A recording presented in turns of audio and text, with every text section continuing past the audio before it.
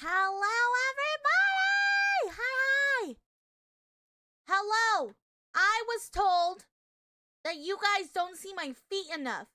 Do you see them? Do you see my feet now? Huh? Huh? Do you see them? Do you? Are you satisfied?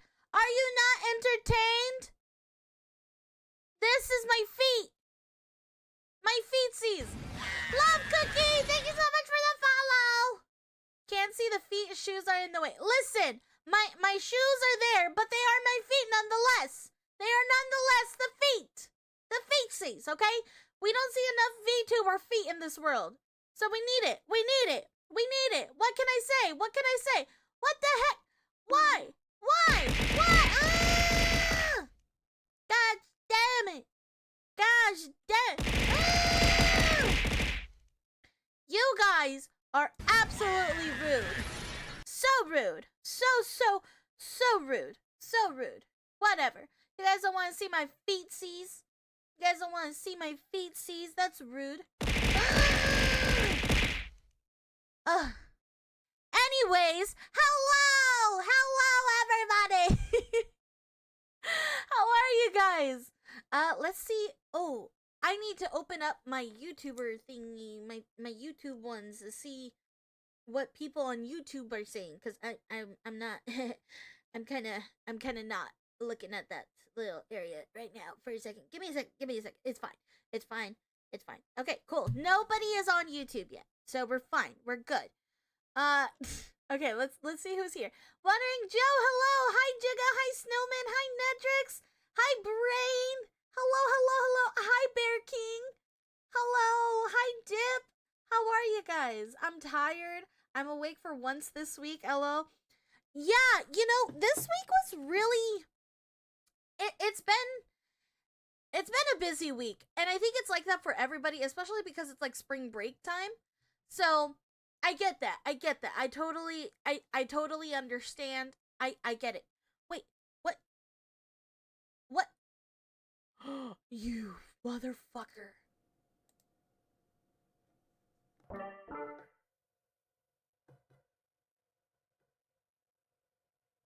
Now I'm in a fucking jar! Now I'm in a fucking jar! Ah!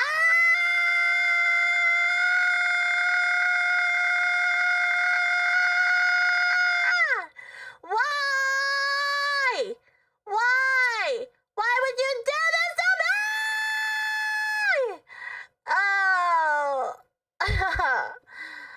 Oh, gosh damn it.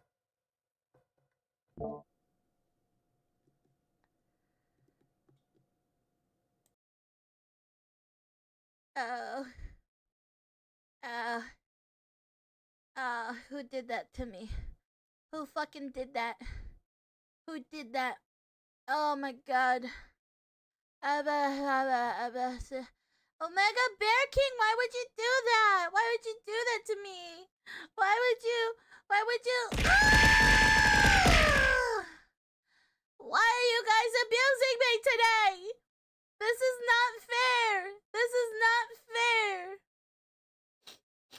I didn't choose this life. I didn't choose this. Oh my goodness. Hello, Dip. Woo! I'm on YouTube. Hi, MW. Welcome in. We need to sell Pixie Essence on your OnlyFans. I don't have an OnlyFans. What are you talking about? Lots of love. Sure. Hi, Day. I see stream is going swimmingly. Absolutely, Andy. Welcome in. We're broke, Day. What? Why do you ask like this is something new? Fair. She has only feet, only phase. Oh my god, you guys! Guys! Okay, you know what? Only phase isn't a bad sounding idea. Is there a market for that? Asking for a friend. Not me, of course, not me. I'm not a sussy baka. Is there a market for it though? Oh my god. Good evening. Who did this? I didn't do it. It's okay, Caesar. Don't trip. Chronic fatigue locking my ass for no reason at all this week. Bricky, huh? It's been a while since I've listened to Adeptus Adeptus Ridiculous. Yeah, we doing some bricky stuff today. We doing the brickster, the bricky. Only phase you sell your name for the nudes. I wouldn't do that. Probably, to be honest. Excuse me, I'll miss a little Miss Gooner. I didn't say I'm a gooner. Who goons? Me goon? No, no, wrong bitch, wrong bitch. Oh my gosh, thimbles of sparkling bathwater. Ooh, that. I could do sparkling bathwater. I take baths all the time. I could do this. Feet equals pixie stubs. Yes. Yes, that's what I have. Day gooning. That's it. That's impossible. Absolutely impossible for me to be a gooner. Reminds me of a Punky Doodles animation where a fairy says that the market rate for a human soul is one magical pastry. Oh my gosh. Listen. My digital footprint is kind of fucked. Like, on a real note, it's a little silly goosey. But you know what? It's fine. It's fine. Okay. We have so much to do today. Hello, 2-Bit Thinker. Hello, welcome in. We have so much to do today. We're just starting off. YouTube, hello there, my precious little beings. Hello, Pixie. Hi, Mwalk. Hello. Okay, so we have so many things to do today. We, first off, are going to talk about every single Warhammer 40K faction re-explained, part 1. This was released 2 weeks ago. So Bricky has went back. He has heard your guys' cries. He has heard how you guys Why? He has heard what you guys want, and what you guys wanted was a re-explanation. And I think that's perfect because I'm still learning about the Warhammer, trying to figure things out. And you know, nobody does it like Bricky. I'm gonna be honest, I missed his dad jokes in the last Warhammer video. So I'm excited. What? Oh my mother.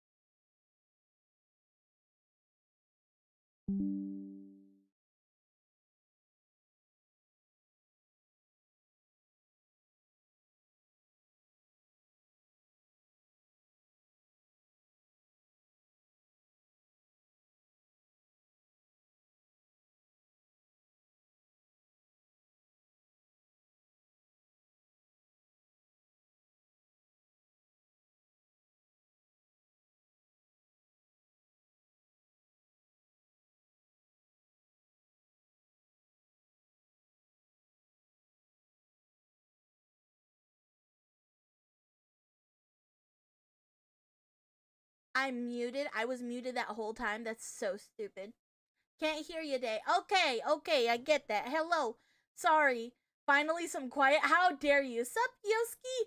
What's up, Dead Knight by Deathlight?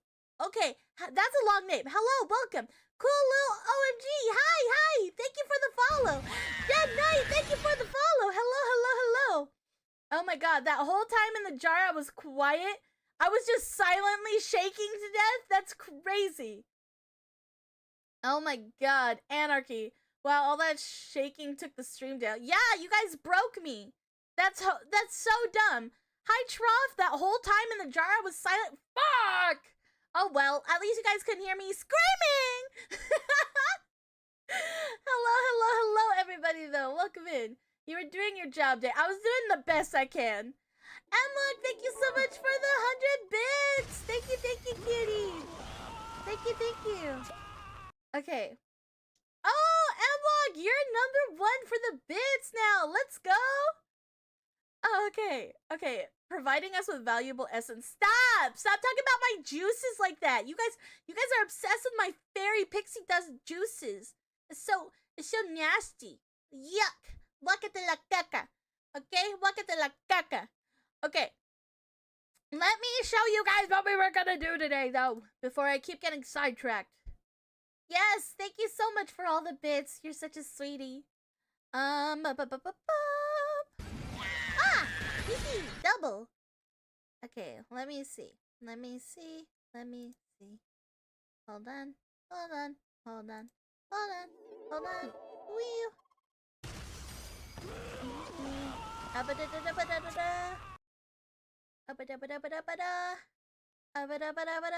Okay. Alrighty. We have Bricky.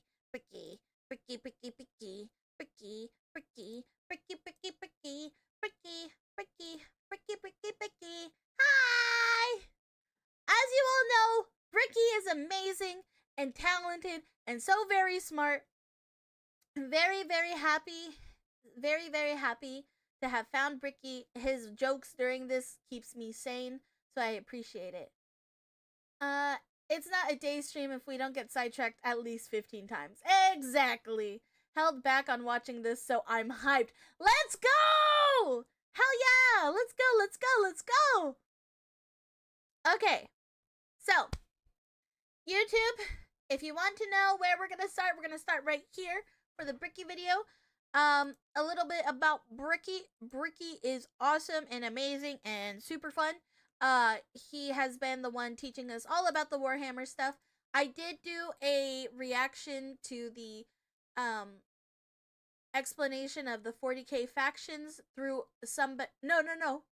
I'm a gosh damn fucking liar. Wait, am I a liar? Did I do it? I think I did do it. I'm pretty sure I did. I also did a fantasy one. And with the fantasy one, we did go with a different YouTuber. However, I will say I did miss the chuckles and the giggles and the ha-has. Shocking news, day lies. I'm a filthy liar. Absolutely filthy. Disgusting. Pah! Spit on me, please. Spit on me because I'm a filthy girl. I'm just kidding. No, it's a joke. It's a joke, guys. It's a motherfucking guys.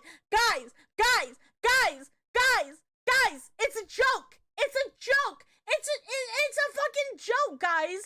You guys can laugh. You look at. You guys can laugh. See? Yeah, see? See? Everyone's laughing. It's a joke. We've lost her yet again. That's a fucking lie. We know you're gooner self. No. Why? I zone out and you just hear, spit on me, please. I'm sorry. No, you know what? You guys are mean. It's instead of laughing at me, you guys are like, I'm sorry. I'm so sorry. I didn't mean to be a gooner. I'm sorry. Okay, actually, I'm a gooner and I'm proud. Fuck you guys. Okay. Let's actually get into the video. Look, I like a woman who knows what she wants, but holy shit, girl. I'm sorry. Gosh damn it. Why? This is so unfair. This is unfair treatment. Anyway, I'm gonna go. We are doing Smash Bros. Hell yeah, have fun. Goon spotted. Deploy the horny bat. Oh, dude. You know what my editor does to me every time we talk? He's just like, LSC! And I'm like, I'm sorry. Okay. All right. We will actually get into the video now. We will get into it. Let's get into it. brightness of the far in the kind brightness of the far past, there was no war.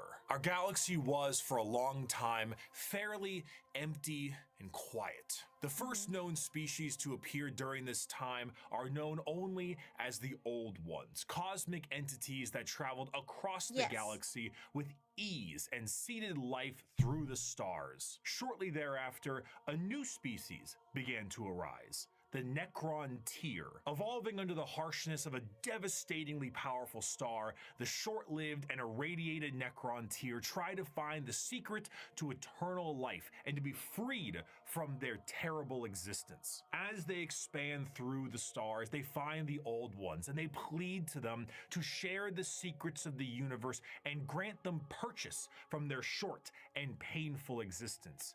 The Old Ones respond with a lol and a lamau, and with their immense power, they force them back to their homeworld. The Necron-Tier, filled with rage and hatred, make it their duty to get revenge on the Old Ones. A revenge that would come swiftly as a chance encounter with other gods gave them a solution. These other gods were known as the Catan, a race of highly powerful star-consuming entities. Do not fear, young mortals, for we, the Catan, will provide you with the immortality you seek. Come now, won't you shake a poor sinner's hand?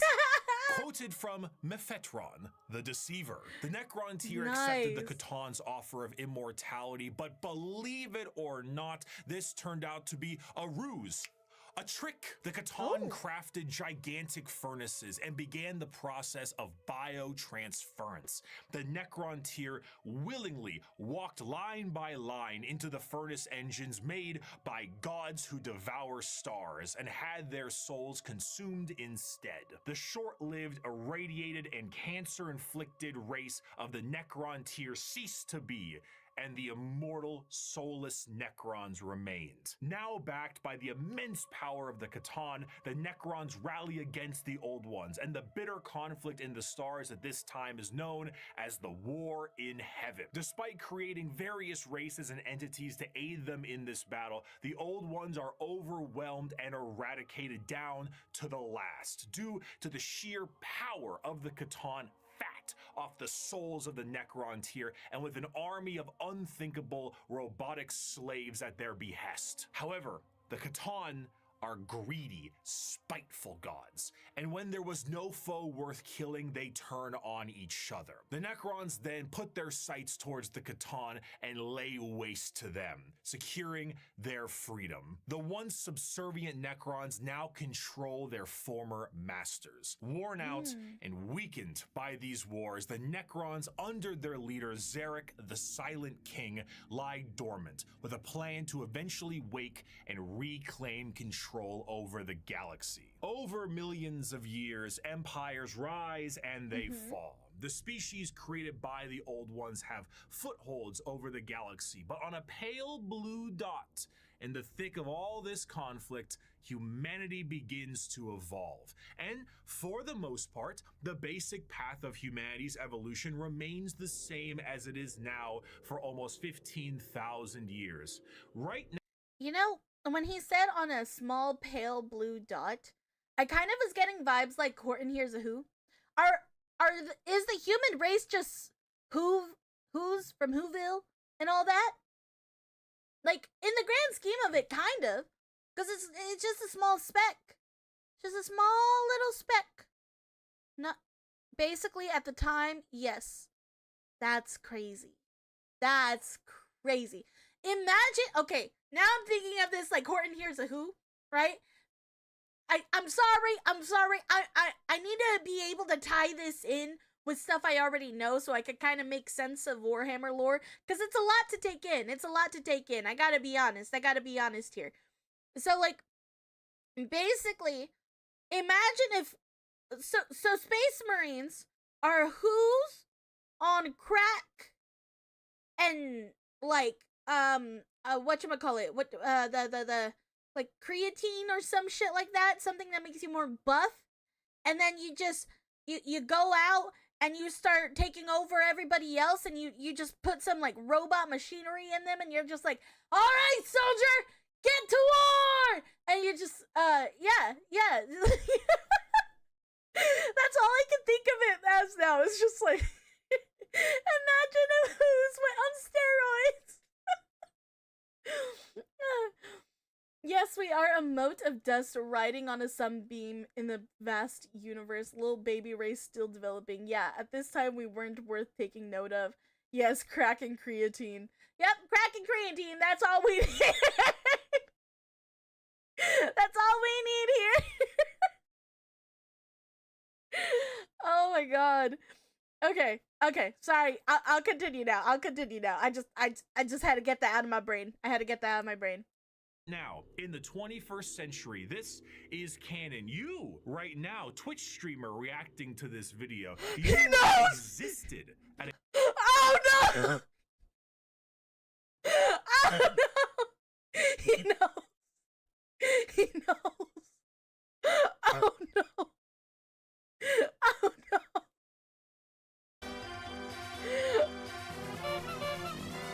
Oh no! He knows! Ricky knows! He knows we're here! He knows we're here! Oh no! I'm sorry, Ricky! I'm sorry! Oh my god!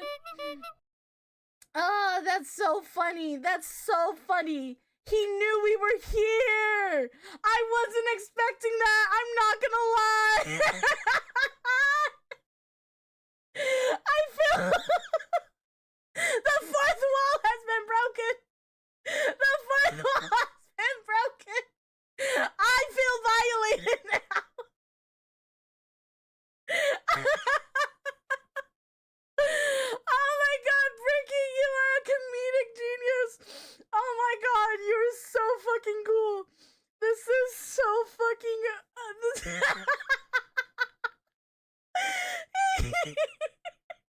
He's so amazing! Oh my god! I'm sorry. That's all of us called out, lol. Oh my god. Oh yeah, Dave, do you realize there's a Warhammer pipeline for VTubers at this point? There's many pipelines for VTubers. I didn't mean to hop on a pipeline. I really didn't. It's just my editor is super into Warhammer, so he recommended it to me. And he was like, trust me, this is great. And I was like, okay. So I did it. I gave it a shot, and now I'm on the pipeline. I will gladly write it. TLDR,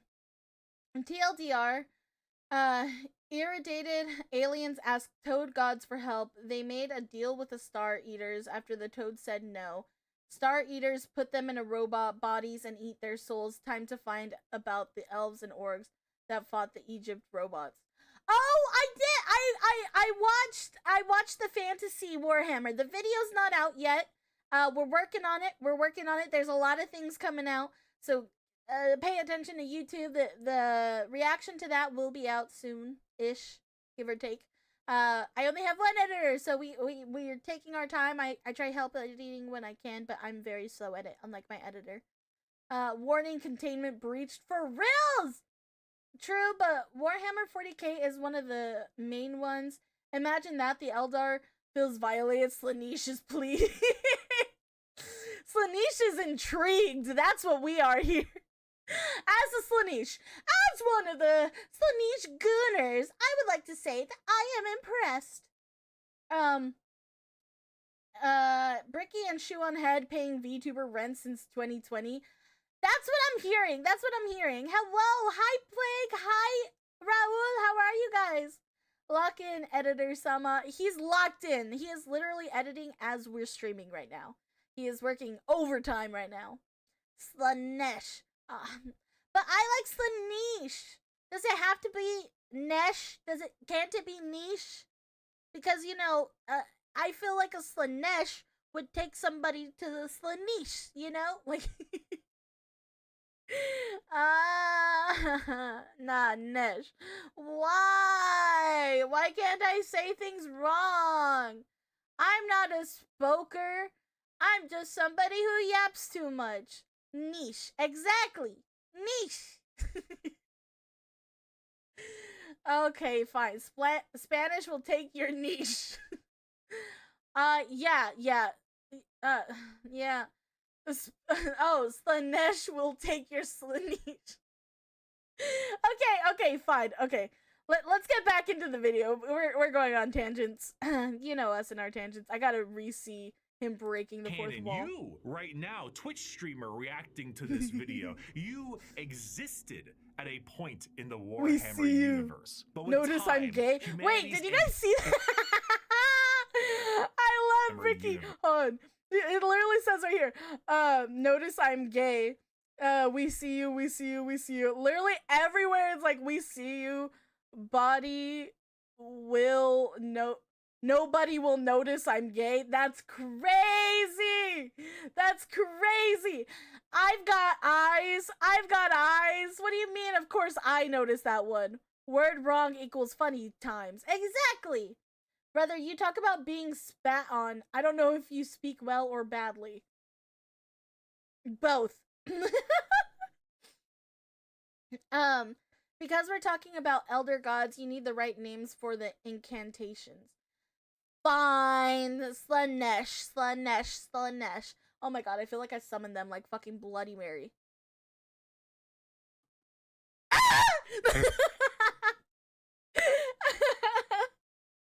I'm sorry. Okay.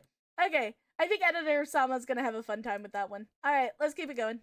But with time, humanity's ambition and the power of their technology becomes unmatched, and the golden age of expansion begins. Humanity starts to branch out through the stars with powerful tools used for agriculture, mining, and expansion. Some branches of humanity would eventually settle far away from Earth itself, and around this time, the psychic ability of humans are greatly expanded, and what we begin to know as psychers appear. But despite all the progress, things would begin to collapse. The machines created to aid humanity would turn on them in M23, an event known as the Cybernetic Revolt, and trade would begin to collapse due to the immaterial warp, aka actual hell, beginning to cause ruptures in space and time. These warp stones would separate humanity, and this would be what is known as the Age of Strife. The warp, a sea of souls, storing all thought, emotion, and the souls of those who have passed on,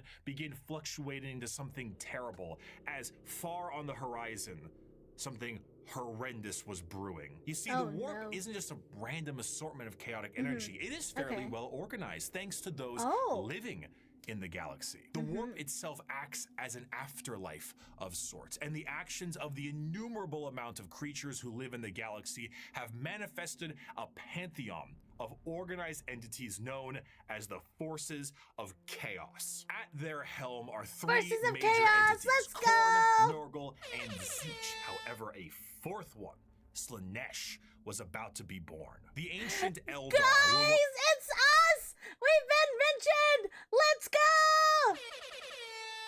Let's go! For Slanesh! Bet! Let's go! Emma, thank you for the 100 bits! Where is my brother at? Howdy, y'all. Howdy, Balthazar! Welcome in. Dude!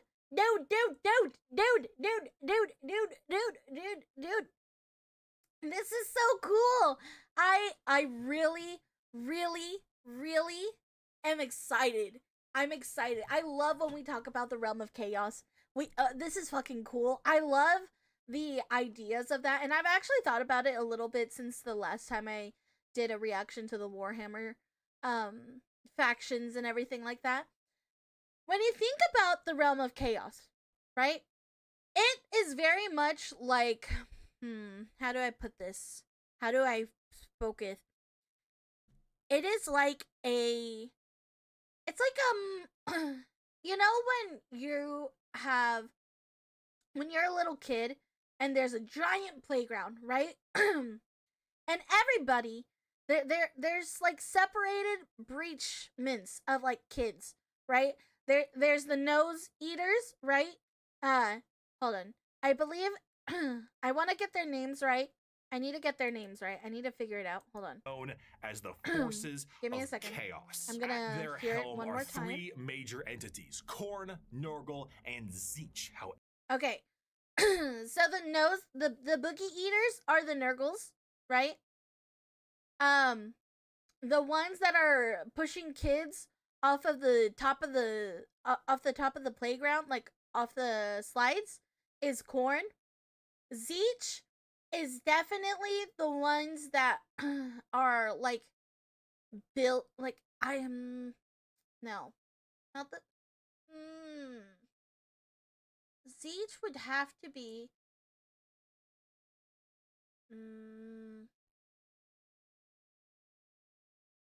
why can't I think of one for Tzeentch? It's bothering me. Probably would hold on.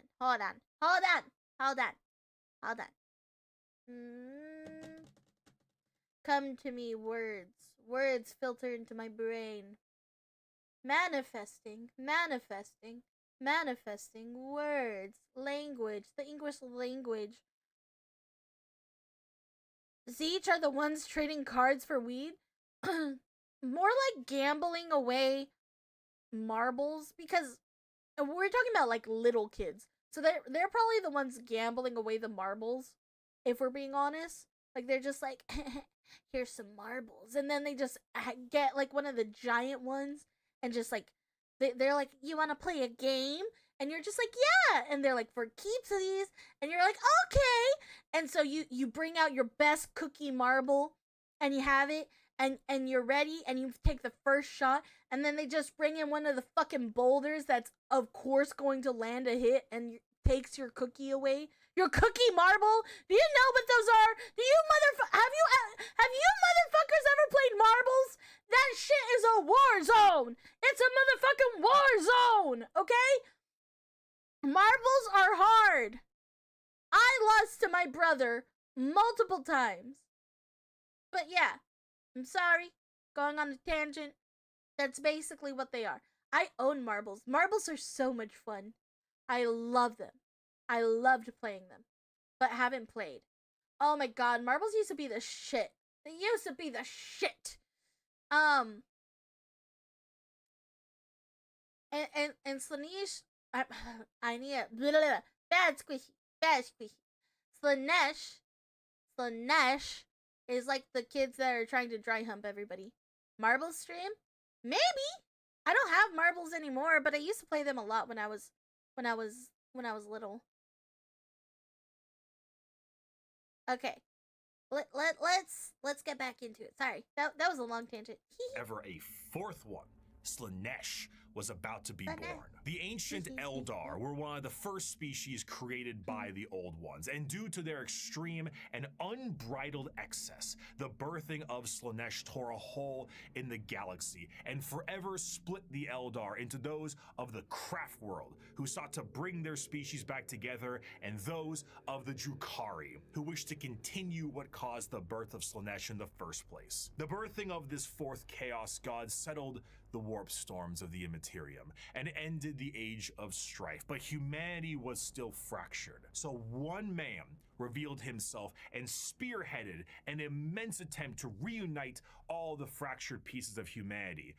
That man was the Emperor of Mankind. After reclaiming the nearly destroyed Earth, the Emperor embarked on the unification wars to unite humanity under the banner of the Imperium of Man. However, due to the very long and devastating impact of the Age of Strife, humanity as we know it is not the same. To reconquer Earth, the Emperor would need more than mere men. Great beings, known as the Thunder Warriors, were recruited by the Emperor to reclaim the Earth with ease. But these warriors are a blunt tool and had, overstayed their welcome. He would need something better, and that solution would be known as the Space Marines. superhuman soldiers that will have the skill and cunning exponentially greater than the mortal man. These new warriors would be commanded by an elite group of his very own sons known as the Primarchs.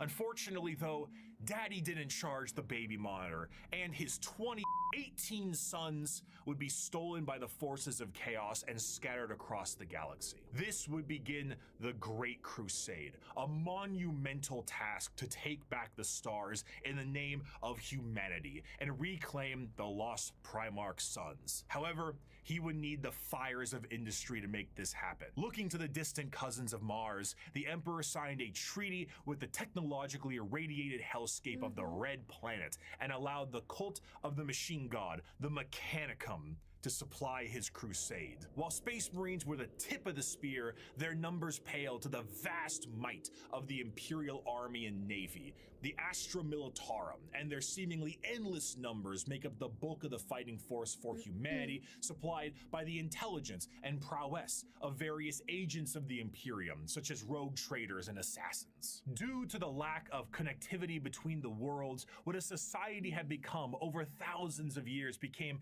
mysterious and varied. Tools once used for harvesting and agriculture now are being used as machines of war in the form of Imperial Knights. Some of these fractures of humanity would even be changed further and become unrecognizable to the average human, with differences in size, skin color, appendages, cat ears sometimes. Some would go— Cat ears? We got the Neckos? We got the Neckos and Space Marines? We got the Neko Warhammer faction? I'm sorry. I need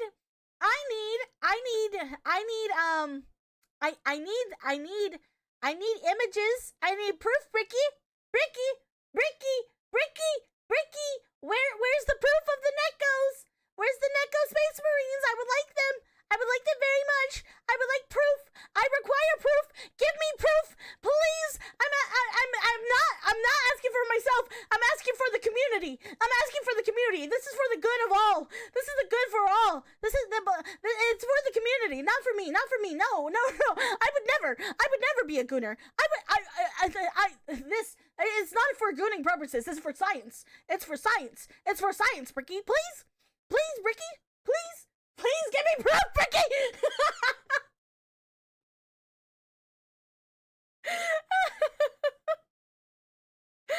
Oh my gosh. Ah, that's so funny. I'm sorry. Felonids should get you what you want. Okay, bet. I don't care what anyone says. Followers of Nurgle are the only ones who can simply vibe easily, the most chill. I don't know. I need to test that theory. Gotta go. Have a great weekend, Pixie. Thank you, Mwok. Have a great weekend. Dave, we need to get you Dark Tide or Space Marine Tune as soon as we get you your space issue sorted. Speaking of, oh my gosh, where's that chancla? What? Oh, damn it. I'm sorry. It's delayed. I'm sorry. Oh my god. I have issues. I'm sorry, guys. I can't help it. For science, right? We had to see the Nekos. You know what? I should look up the Nekos. Hold on. I got it. Hold on. Give me 1 second. Give me 1 measly second. Let me look at Space Marine Neko.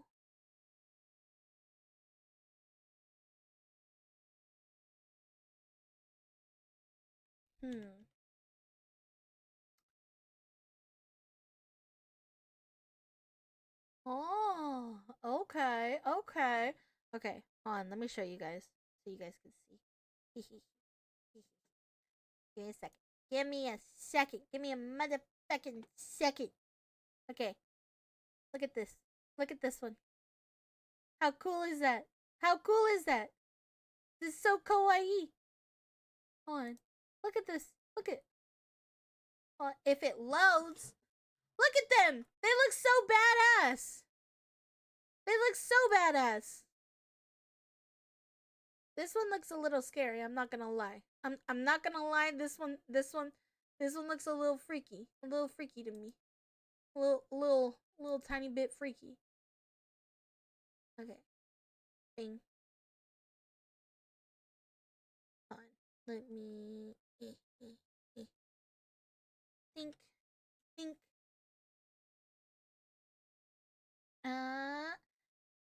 Working towards the Samsung SSD. Thank you, Snowman. You're so sweet. I appreciate you. You're so sweet. I appreciate you so much. Okay. Let's keep it pushing. Let's keep it pushing. Go so far to become their own galactic societies, like the miners of the galactic core and their immense supercomputers, forming the Leagues of Votan. After an incredible amount of effort and books, the lost sons of the Emperor would be reunited, and the Imperium of Man would be firmly established. This, however, would not last. Be it intentional or accidental, the Emperor would not reveal to his sons the true nature of the galaxy and the terrors of the warp. And this oversight would result in one of the most impactful wars in humanity's history. The favorite son of the Emperor, Horus, would fall to the powers of chaos and turn on his father. This betrayal, this backstabbing, this heresy, this Horus heresy. Heresy! Hold on. Would result. Hold on. Heresy! Hell yeah! Horus heresy! Horus heresy! I wish I had a Wait. Hold on, you motherfuckers. Hold on. I could try something. I haven't tried this yet. Hold on. Hold your. Oh my fucking god. Hold on.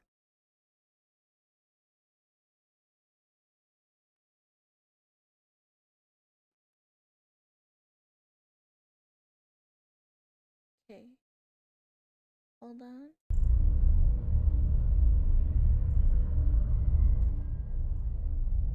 Heresy!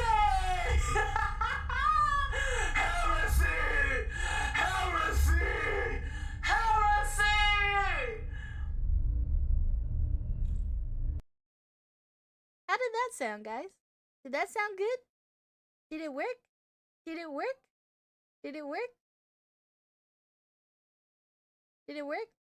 guys? Did it? Tell me, did it work? What voice is that? It's a voice changer. It's a voice changer that I have. Worked pretty damn well. Let's go!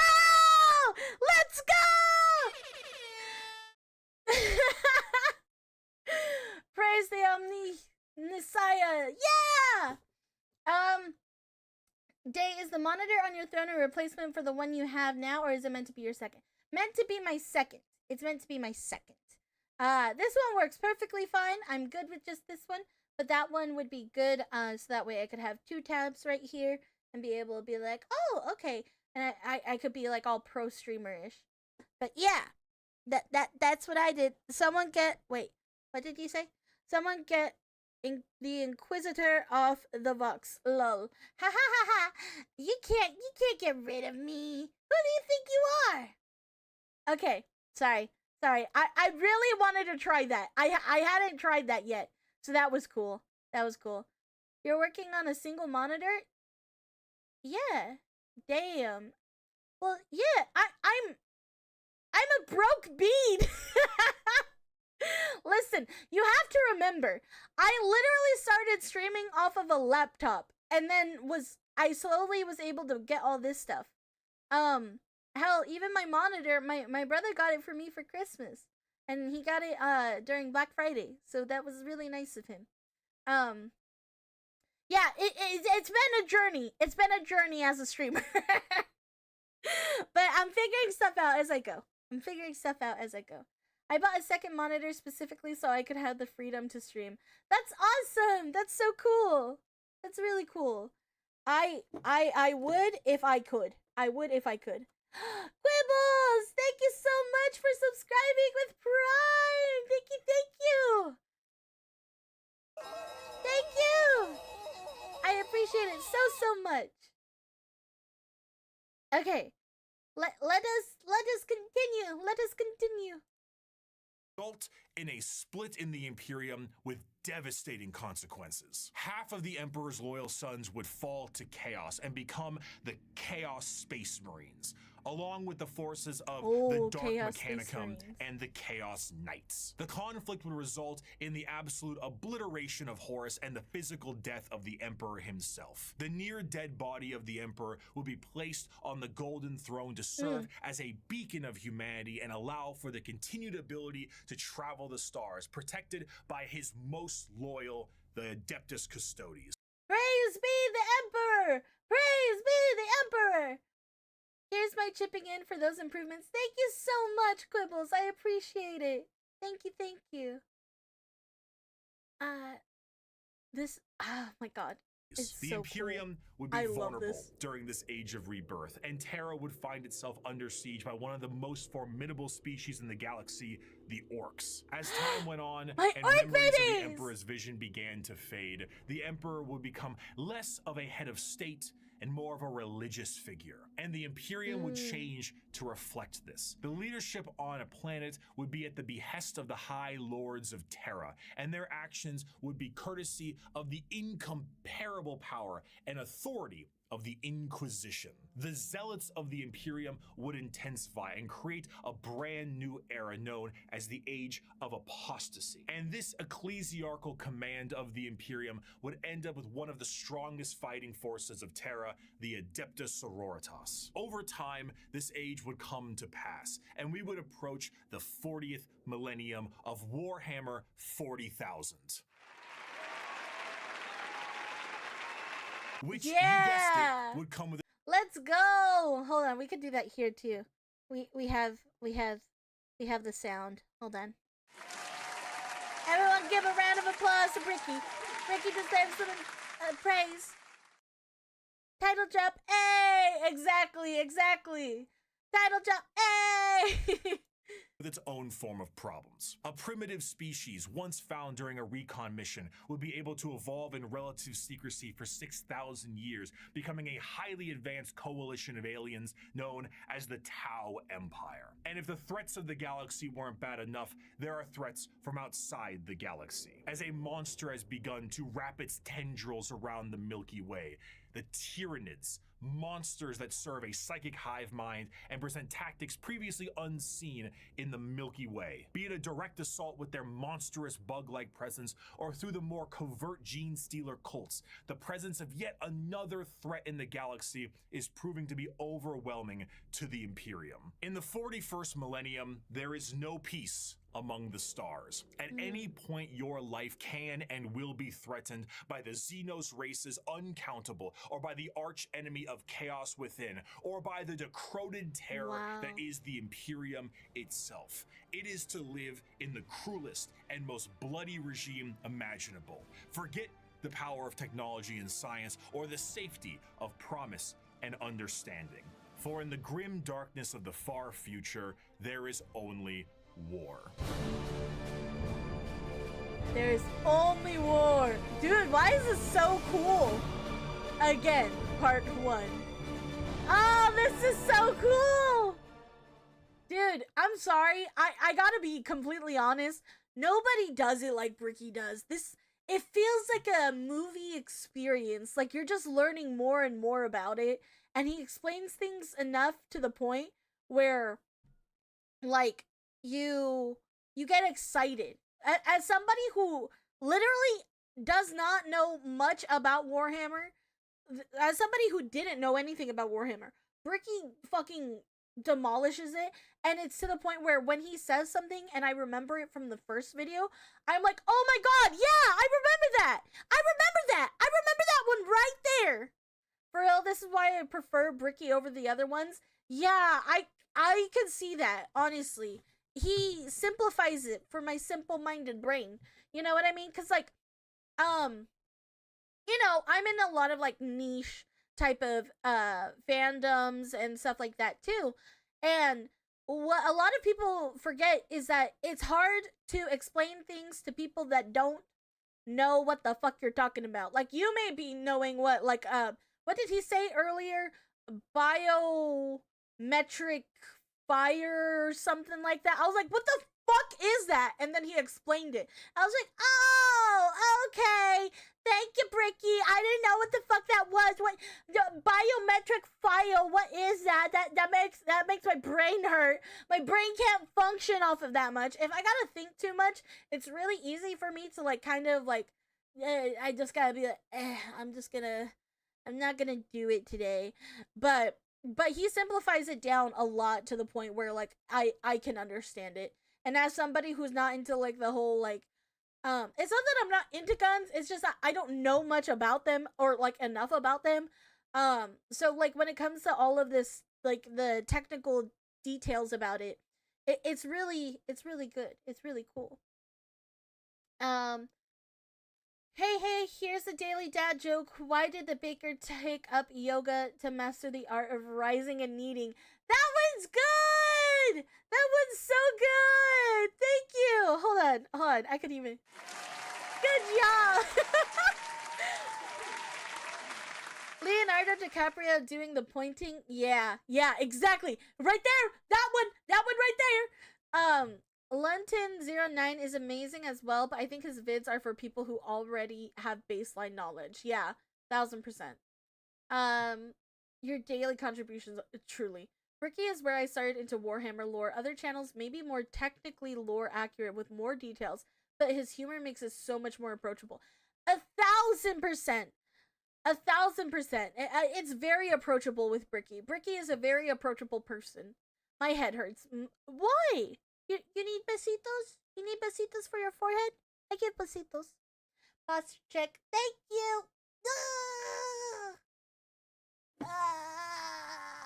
Got it. Dude, it's already 55 minutes into this fucking stream, and we're 12 minutes in this video. Oh, we got, bro, I need to shut the fuck up. I'm so sorry, guys. I'm so sorry. A fantastic job once again, Mr. Kurz, the Night Haunter himself. What? Oh, didn't you love that, my faithful audience? Once again, we have another criminal over the course of 6 hours break every single bone in his body. Excuse and with me? that, once again, our glorious leader has brought the crime rate to 0%. Always brought to you here on Nostroman News. I'm your host, Bricky. Thank you once again for joining us. Our Hello, top Bricky. stories for tonight. The weather forecast appears to be rainy with extra dark, so make sure you pack those extra batteries for your lamp packs.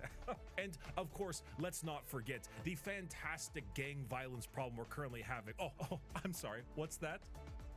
Oh right, it's gone.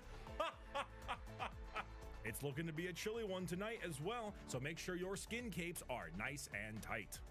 Skin capes? Wait, hold on, one moment. No. Adamantium reserves have tripled? Wait, I'm sorry. Self-harm rates have gone down to 0%. Hell yeah! The Night Wait. Haunter? Wait, if self-harm rates went down 0%, how am I still here? Does that mean I don't exist at this point?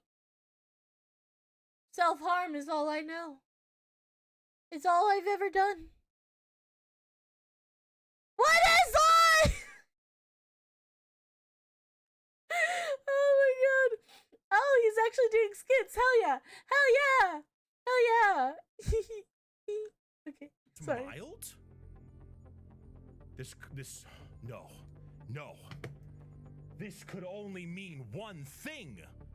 It is the Strawman News' great privilege to bring some color back in your life with the brand new 3-part Gamer Subs.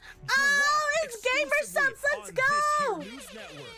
That's That's right, your esteemed host, Bricky, myself, is dropping a 3-part Gamer Oh. Subs release for pre-order, available now and only for a couple of weeks. Not only does it include I hope a I didn't miss completely it. brand new artwork reskin of the Sweet 6-pack flavor, one of the highest selling flavors in the entirety of Gamer Subs, but it also comes with the first ever all over print Gamer Subs 32 I like the art. jug. The art's And if very that pretty. isn't enough for you, if the phenomenal drink and drink holder is not enough for you, we have a desk mat to go along with it. I want That's that. right, I want the that one right there. Herculean look of the brand new Sweet 6-pack style is here. We're still Oh looking my- at muscles beyond belief, but this time we're talking taste, we're talking Atlas, we're talking smooth.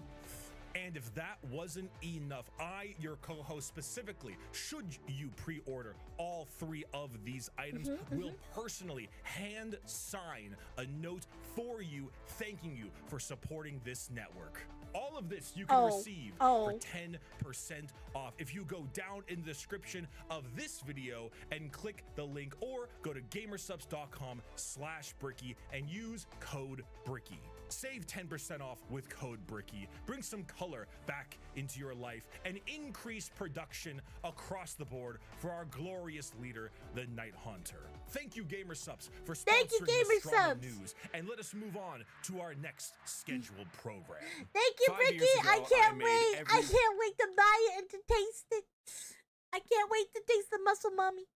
It's still up if you want. Bet. I will get that bitch. Of course there's a muscle mommy. You damn horn dog. Slanesh would be proud of you. Thank you. I like to make my people proud. That's what I always encourage to do. I just checked Gamer Subs. They are still in stock for anyone interested. Thank you. I will definitely check that out after the stream. I'm literally buying this shit now. Exactly. You just like me for real. You just like me for real. Okay, let's keep it going.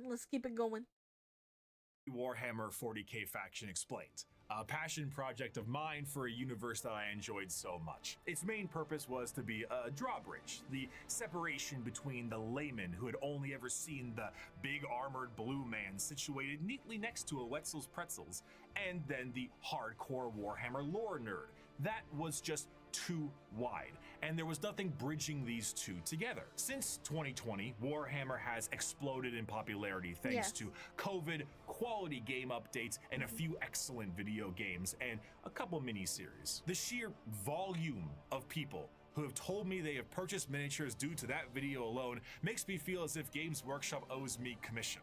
However, that video is incomplete. I was not a casual fan, but I was also not a hardcore lore junkie. In the 5 years since that video's release, multiple channels have sprouted up, and the drawbridge between casual to It's been 5 years since 2020.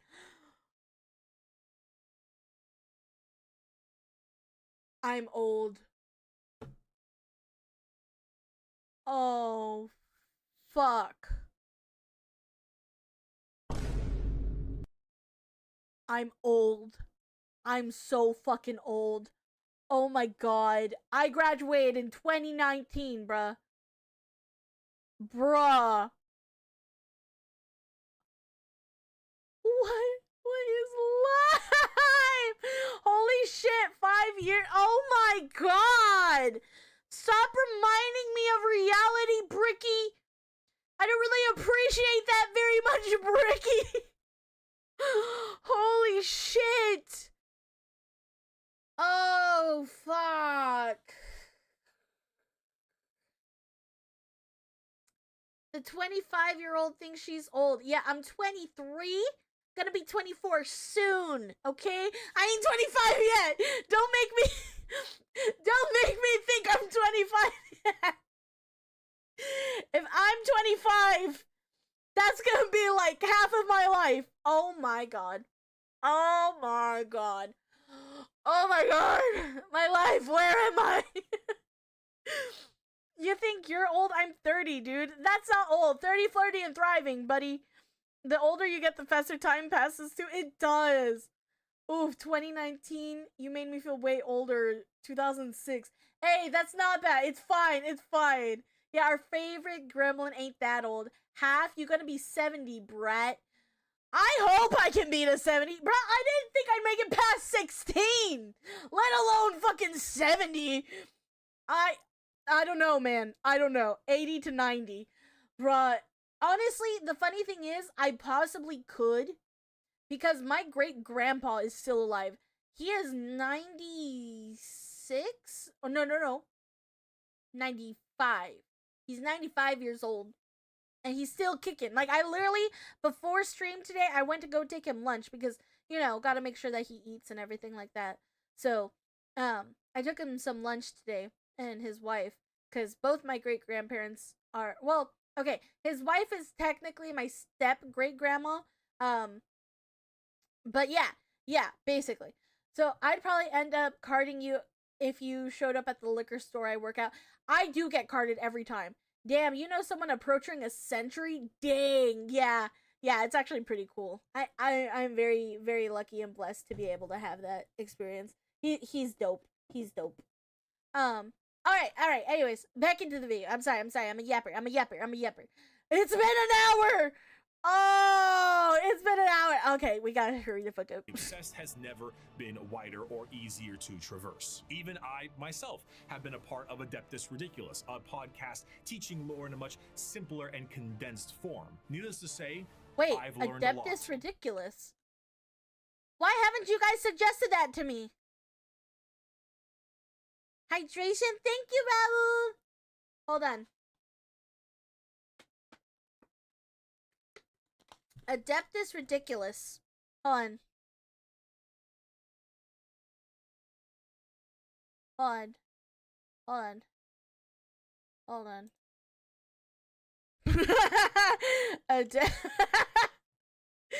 Oh my god.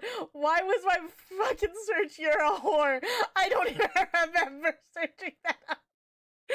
Okay.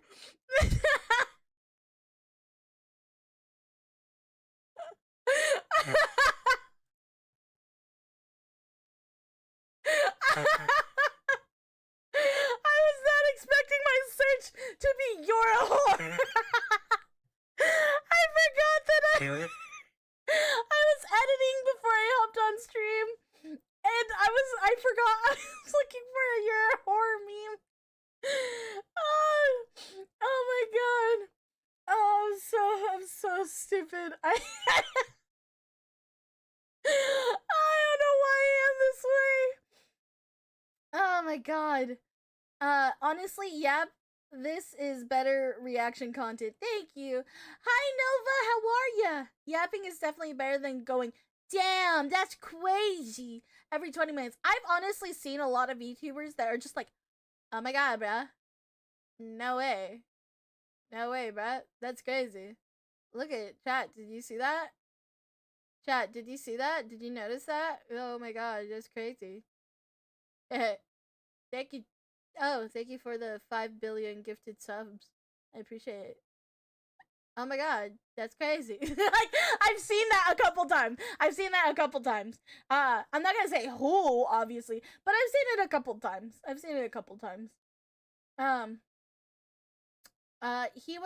He has also been a guest on Play on Tabletop, which has tabletop Warhammer games in a more watchable way than 40K in 40 minutes. Bet! That's so cool. We have the big stream. Hello. Hi, 2-bit thinker. Hello. Okay. Let us continue before I keep yapping.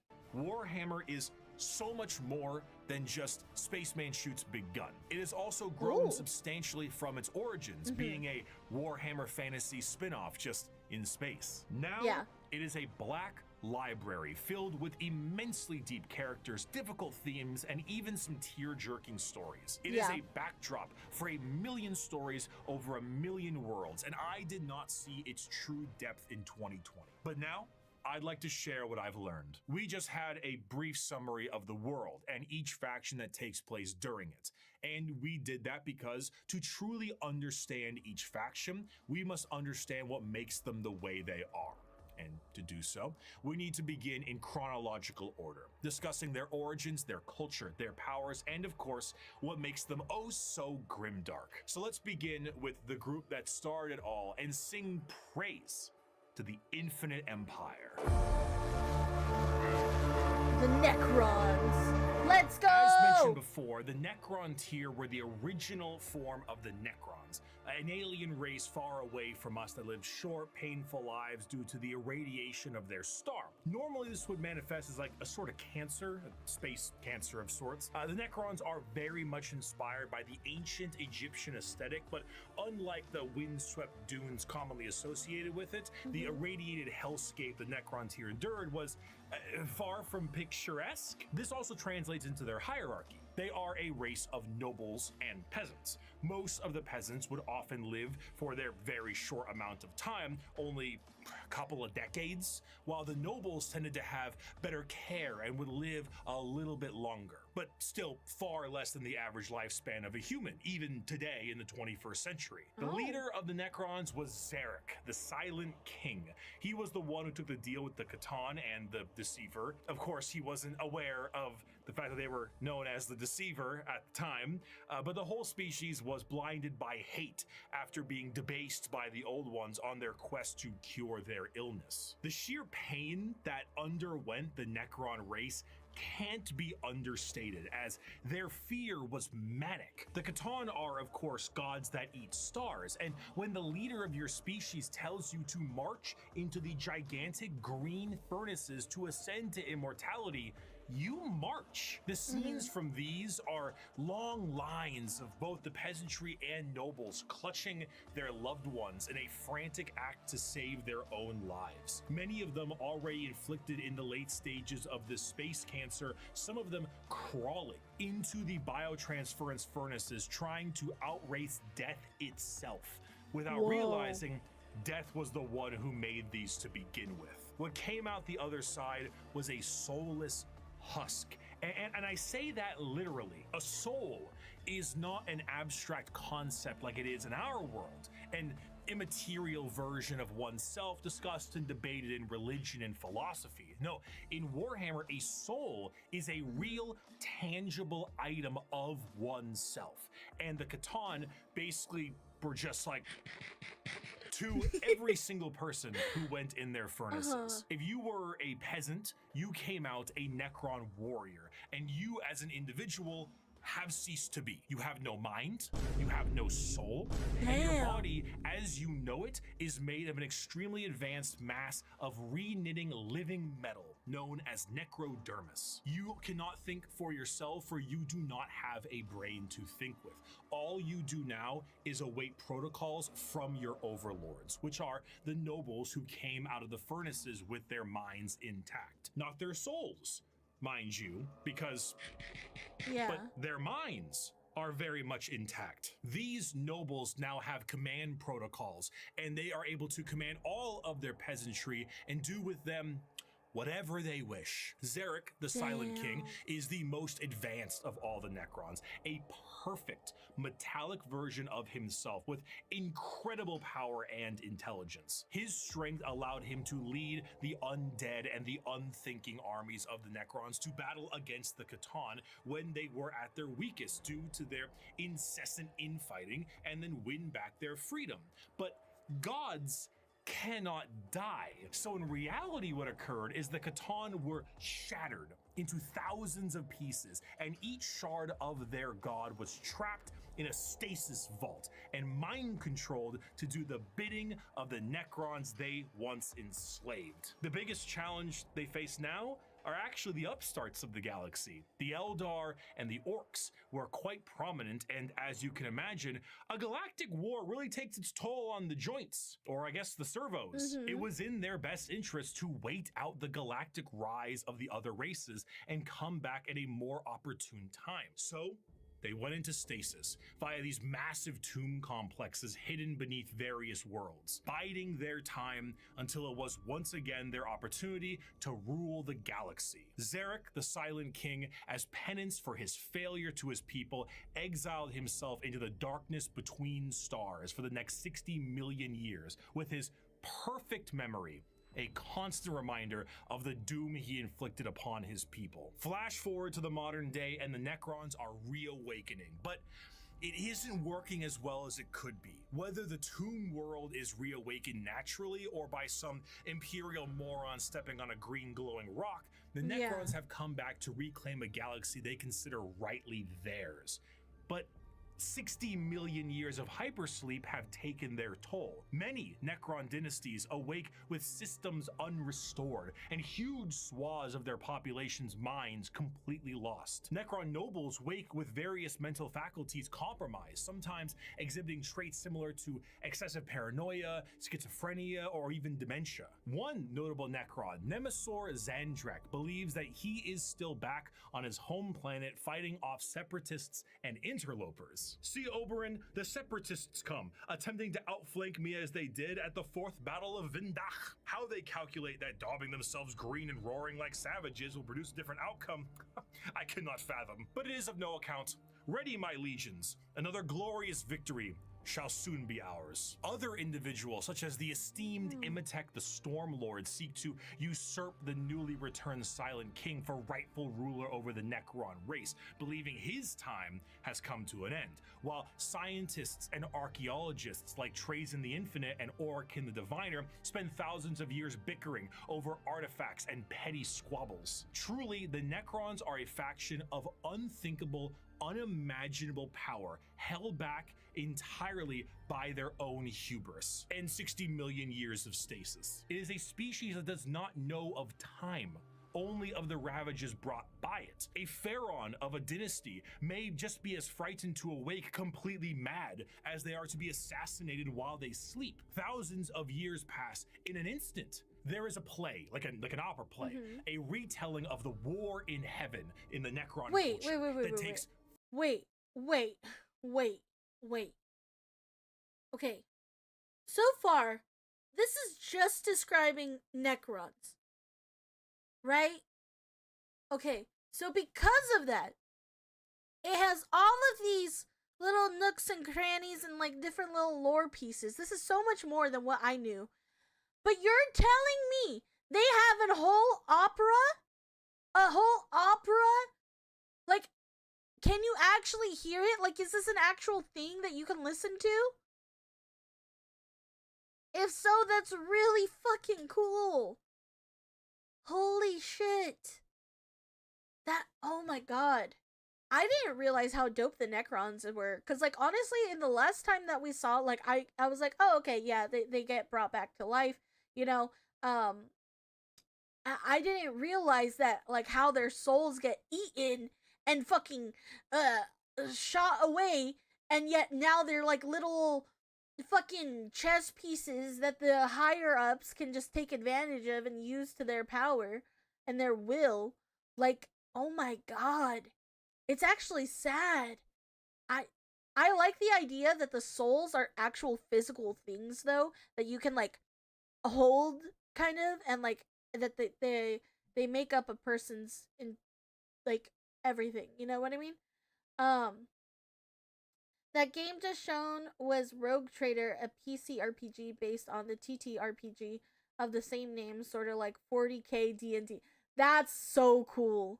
Adeptus Ridiculous is good, but it's hard to react to. It's Bricky, DK, Kiroth, and Shy's podcast, good for a deeper dive into lore, but since it's one long conversation, it might be hard to react to.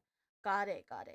Sounds very similar to the Twitter council crowd. Yeah, that sounds like he a little confused, but he's got the spirit meme. Yeah.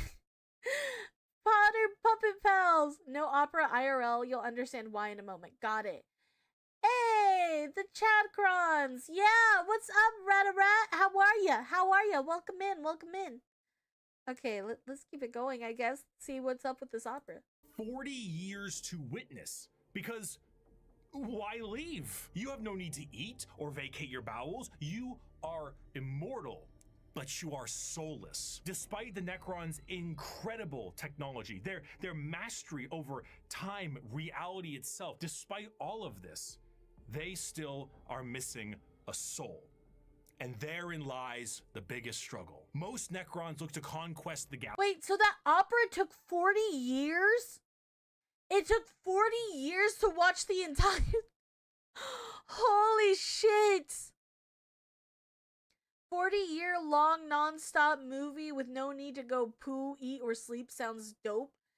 No, it doesn't. I'm sorry, but my butt hurts after like 4 to 5 hours of streaming. Let alone fucking 40 years of just sitting and watching a movie. My ADHD could never. I'm so serious. I'm so serious. Like, whenever I'm watching something, I have to be doing something. Your butt wouldn't hurt, it's metal. Not if you were a robot. I mean, fair. But like, okay, fine. Then I would need a lot of different hobbies in my area while I watch the movie. Like, I would need to be able to like fucking crochet. I'd need an iPad to draw while I'm watching the movie. I would need a lot of things to do. Each viewing makes LOTR marathon look like a TikTok. No, for reals. Oh, Lord of the Rings. Got it. Yeah, it does. Listen, I haven't even watched Lord of the Rings because I can't sit through that bitch, okay? And I love fantasy. Maybe one day I'll watch it with you guys or something. Just knit a shawl for your block. Exactly. Like, I literally, guys, you don't understand. Like, I cannot sit still and do nothing all day. Like, it bothers me. Like, I gotta be doing a million things, trillion things at once. Like, even when I'm editing, I'll be, like, editing and I'll be listening to something, like, on the side. Like, when I'm talking to my friends, I'm still doing stuff. Like, oh, it's so bad. Oh, no wonder I thought I had seen it before. You haven't watched Lord of the Rings? No, but I've watched Lord of the Beans. Have you guys heard of Lord of the Beans? What do you mean, heresy? What do you mean? Have you ever heard about taking breaks? No, I don't know how. I don't know how to take a break, guys. I literally can't. Literally everyone tells me, "Day, you need to chill. You need to rest." And I'm like, I can't rest. I must keep doing. It's so bad. It's so bad. Someone get this woman a fidget cube, grab the spinners. Exactly. We have to get you to watch Lord of the Rings. Trust me, I get worried. Yeah, Raul gets worried about me a lot. I feel bad. Here, hold on. Let me show you guys. Lord of the Beans. Have you guys watched this before? Have you guys watched Lord of the Beans? Tell me. I've watched this, so I kind of know what Lord of the Rings is. Fuck the chilling, gotta grind. Exactly. I'd join for the watch if it makes you feel better. Two Towers and Return the King have more engaging pacing than Fellowship for people that struggle. Okay, got it. Hey, have you seen Lord of the This? Nope, you know nothing. What do you mean I know nothing? Hold on. I'm not letting you. Hold on. Lord of the Beans trailer.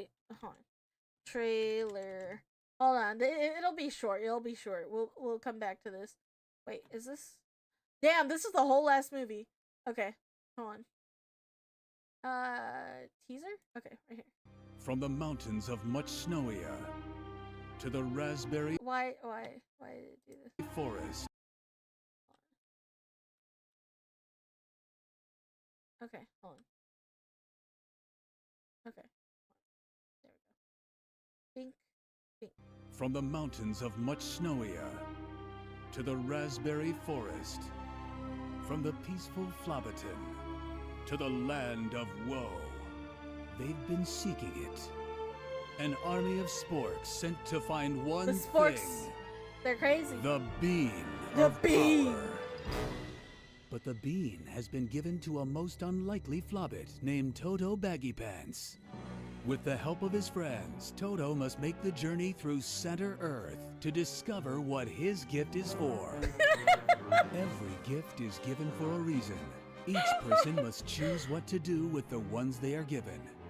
Coming this November from the studios of Big Idea, VeggieTales, the Lord of the Beans. Yep, that's Lord of the Beans, guys. If you haven't watched it, I highly recommend you watch it. I highly recommend you watch it. Okay, what are you guys saying? I watched the Lord of the Rings Lego game full cutscene compilation of YouTube. Does that count, chat? My fave VeggieTales is the one with Jonah and the whale. To this day, my family still quotes that movie. My favorite one is the one about Esther, but that's because I loved the romance over and over again. Yo, VeggieTales slaps, though. Oh yeah, I saw that one as a kid. I can't believe VeggieTales, got to her first than the actual movie. No, actually. Day, since you read, do you read the Lord of the Books? No, I haven't. I need to get them. Don't tell me that the Tolkien estate approved fucking Lord of the Beans. My heart can't take this thing. It's been a hot minute since I read Lord of the Rings books. I should do that again. You should. I should get the books. I should get the books. Has she at least seen Star Wars? Yes. My dad is a Star Wars nerd and Star Wars fan, so he has made us watch Star Wars. I will say I don't remember much of it. I rewatched the first one not too long ago.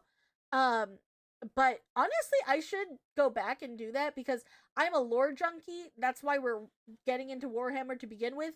So I should probably go back and watch Star Wars again. Okay, anyways, we've sidetracked a lot. We've sidetracked a lot. Holy shit.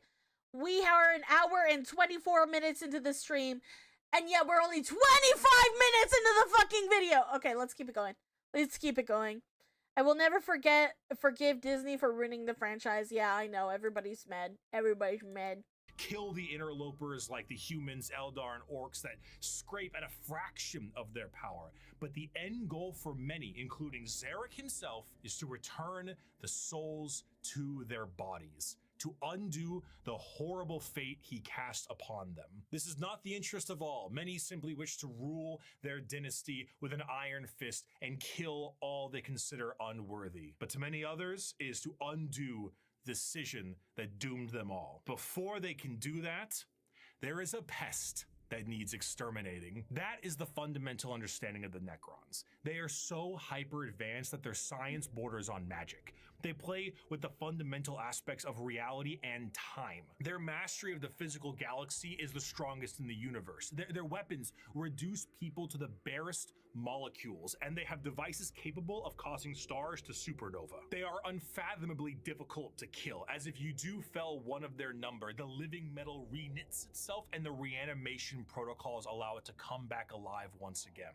They're masters of teleportation, and often killing a Necron fully will just have its consciousness translocated back to their tomb world to await reassembly. Normally they utilize large phalanxes of warriors and honorary combats, but some of them have fallen to various mind viruses. The destroyer cults are hell-bent on killing anything and everyone that lives with an overwhelming force. And then there's the flayed ones, Necrons cursed with I have no mouth and I must scream, a panic attack virus, as the last laugh of Landogo, the Flayer Catan. Slowly losing their minds, they strip apart their foes and adorn their bodies with the skin of their enemies, trying to better return to their old feelings of flesh and blood. The Necrons are a degraded version of their mighty empire, and still one of the biggest threats in the galaxy. The only thing keeping them at bay currently is their awakening sickness and their infighting with no care to the timeline. But they are coming, and slowly they plan to rid this galaxy of the vermin that inhabit it. My people shackled the stars and broke mortality when the species you sprang from had barely left the slime pools it spawned in. Oh. Our wars burned reality, and the dominion of our kings is without limit. The ground you tread on is not yours, it is ours. Oh, that goes hard, bro. Hold on. That goes so fucking hard. That is so fucking... Oh, the Necrons literally look so badass in this now.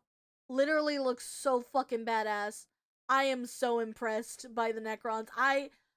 I was not as impressed in the first video. Now I'm impressed. Now I am an impressed being. I must admit. Admit. Unironically, one of the best books I've ever read are Necron books. Twice Dead, King Ruin is such a banger of a book. But if you want a spy Necron book, read Infinite and the Divine. The Skelly Boys do be kinda spoopy. Yeah. All factions are badass if you look long enough. Yeah. That's so fucking cool. This is so hard. This is so fucking hard. Oh, so exciting. So exciting. Let's keep it going. Limit. The ground you tread on is not yours. It is ours. It's ours. The war in That's heaven was crazy. a catastrophic time for the galaxy, and as stated in the above quote, burned reality. Of course, souls exist in Warhammer, and in the case of the Necron tier, they were consumed by the star gods. This begs the question, however, if you were to pass on, expire, as one might put it, where would your soul go? The answer to this is the warp. In Warhammer, a soul is real. And so is hell. The afterlife, the Empyrean, the Sea of Souls, the Immaterium. All of these names refer to the dimension parallel to our own known as the warp. Now, the warp is not like our reality. It does not follow the classic normalcy of time and space. It is defined as the Sea of Souls, and it acts like this in a more literal way than you can realize. To imagine the warp is to imagine the sea itself. Hell is real, and you can surf on it. It has a current and can become more dangerous depending on where you go and how bad the weather is. As the Immaterium is a reflection. When he said Sea of Souls, I was thinking of that, if you guys know the have you guys ever watched Hercules from Disney? Where you could see the souls in Hades, like, underworld in the river? It looks like that. You look a lot like the pixie from Secret of Mana. Very nicely done cosplay, accidentally or on purpose. I haven't seen that. Oh, now I want to know who this is. Hold on. Of course I know her. Of course I'm gonna mention Hercules. Hercules! That was exactly what I thought, lol. Right? Thank you. Hold on. We're gonna look this up. I gotta look it up now. Pixie Secret of Mana. Let's see. Let's see if we look like her. Pixie Secret of Mana. Oh. Ooh, is it? Which one is it? I'm assuming it's this one?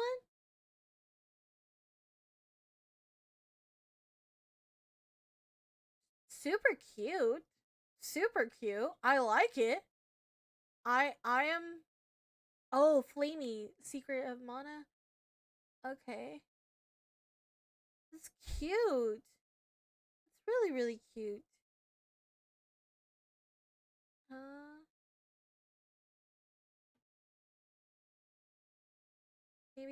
Maybe... Yep, I know what you're talking about. Who puts the glad in Gladiator? Me! It's cool. I like this. This is really cool. I like the art style. Very, very cool. Thank you! Alright. Continuing. Yeah, you kind of look like that? Oh, really? Hell yeah. You know what? That's an honor. Of our reality and of our souls, all thoughts, all emotions, all feeling that goes with a soul is passed on into the warp. If an entire planet decides it's going to engage in a blood-fueled rampage of murder and gore, then the warp around that planet will be affected in a similar manner. It's not something that you can see. It is a... Wait! We just got our first YouTube member! Trop, thank you so much for becoming a Shroomy member! Hold on! Yay! Thank you! Thank you! Let's go! Welcome, Trop! Thank you! Parallel, not perpendicular, dimension. but it is changing. To expose oneself to the warp for any period of time invites certain death outside of the most iron-willed of individuals, and to stare into it will drive one mad. Much like the open seas, things dwell in the warp. Whether these beings were always there and were just emboldened by the carnage of the galaxy, we can only speculate at. At a time, you could say it was more calm, but a certain faction's galactic war in heaven didn't do it any favors. Now the warp is turbulent, and its realms belong to a pantheon of gods known simply as Chaos! Chaos and The forces of bloodshed chaos are are beings not that the serve directly solution. under their patron deity. There are 4 current gods of chaos at the moment: Khorne, Tzeentch, Nurgle, and Slaanesh. Each of them represent various facets of and emotions of sentient species and play a great game against one another for total control over their realms. Interestingly enough, while their disciples have physical forms we can understand, the chaos gods do not have a physical visual that you can perceive in reality. Oh, really? So while there are tons of fantastic fan art, we do not know what they truly look like, though they Oh. are conveniently color-coded. Khorne is the god Okay. of blood and murder, carnage and slaughter. He is the one who is most powered by the wholesale killing of any living thing, for Khorne cares not from where the blood flows. With a sacred number of Oh. 8, he is the lord of all things involving killing and blood and gore. The champions are extremely strong as well, with monumental muscles Khorne and is my extremely papa. large weapons. A true analog to Khorne would be his greater demon, the Bloodthirster, an enormous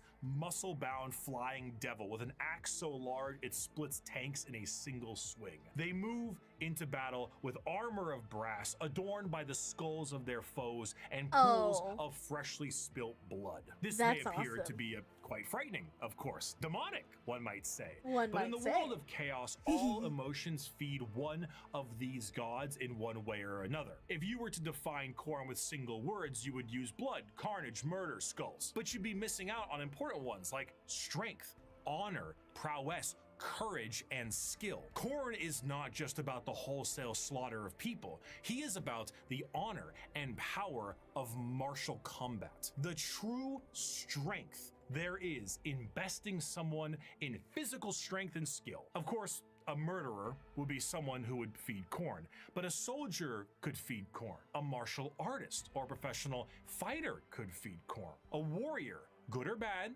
feeds Khorne. A diplomat does not. A premier soldier does. A GoFundMe does not. This is what leads many mortals down the path of Khorne, for he will bless those that bring him enough skulls. And in a world this destructive, there are many ways to reap a high tally for him. Prepare the dread claws and unchain the mad ones. Glorious battle awaits us today, for the world below has refused to surrender.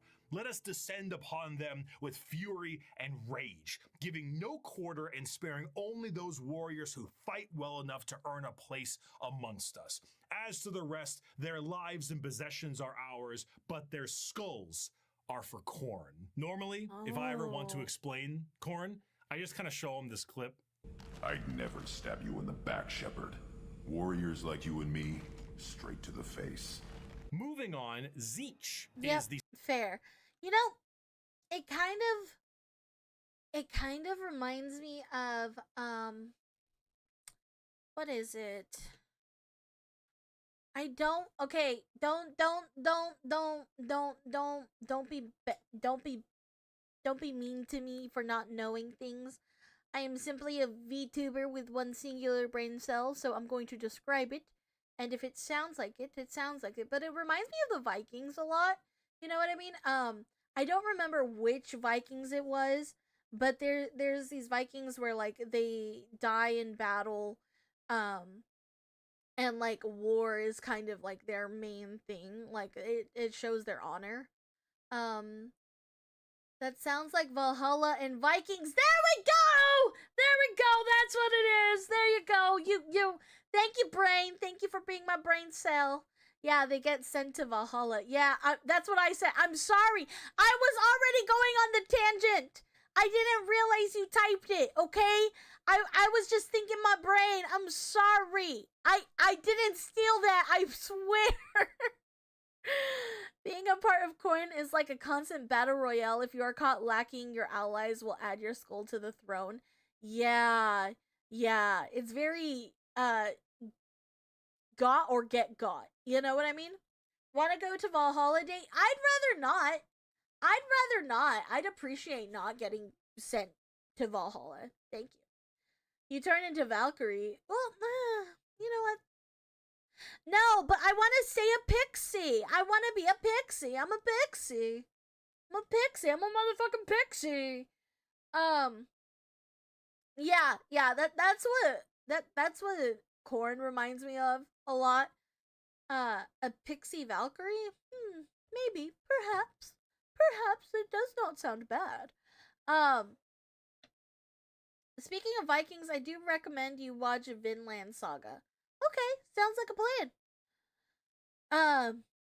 Yeah, I like Corn. I like it. A lot of people say, you know what? There was this one person that I talked to a lot that was actually really into Valhalla and the Vikings, and I believe it was still part of their religion. I'm sorry, I don't really remember it. It was a long time ago when I was friends with this person. But I remember them telling me that I was like a very good candidate for somebody to be somebody's wife that believes in that, because I'm very much of a fighter type of mindset. I fight a lot. Like I am the type where it's like I'm not willing to fight, right? Like it's not something that I strive for. It's not something I long for. But if I see that you do my family wrong, or you do people that I love wrong, like that mama bear instinct in me just like comes out. I'm just like, rah! You know, and I'm not even a mob, but it's part of who I am. Like I can't help it. I'm like, all right, we suiting up. Hands, get your hands out. Let's go. I wanna put your dukes up. Let's go. Pixies are Fae. Fae don't go to Valhalla. Yeah, I kind of figured we wouldn't. Speaking of, oh, that's some good shit there. Okay, got it. Yeah, I don't know. I'm a little bit of a fighter. Sounds like Winter Court to me. Ya no sé. Okay, let us continue. The second god, the god of trickery and mischief, the changer of ways, the great conspirator and the architect of fate. With a sacred number of 9, Tzeentch is truly the god of change in all of its forms, but there is an obvious undercurrent of mischief and cunning. Tzeentch is such a liar that his pants have gone thermonuclear.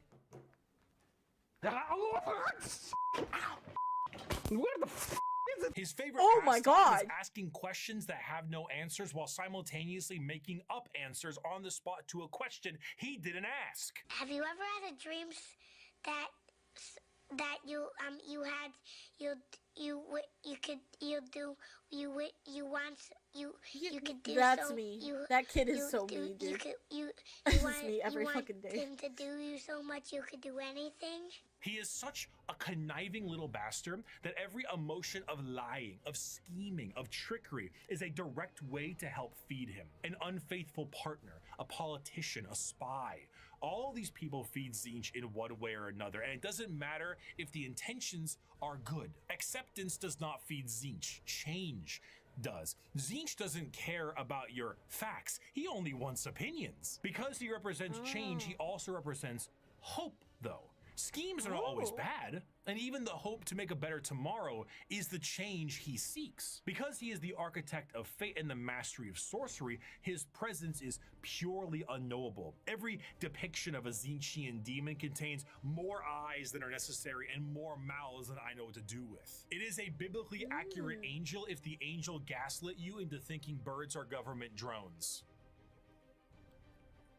But are they? The creatures at his disposal adorn themselves with the knowledge of sorceries and the unknown, all to provide a mind-crushing experience. Fighting demons from outside of our reality is difficult enough, but fighting demons from unreality, purposely attempting to trick you, is a whole new thing entirely. And that is before we even get started on the gigantic bird of sorcery you're going to need to face. Do not ask which creature screams in the night. Do not question who waits for you in the shadow. It is my cry that wakes you in the night, and my body that crouches in the shadow.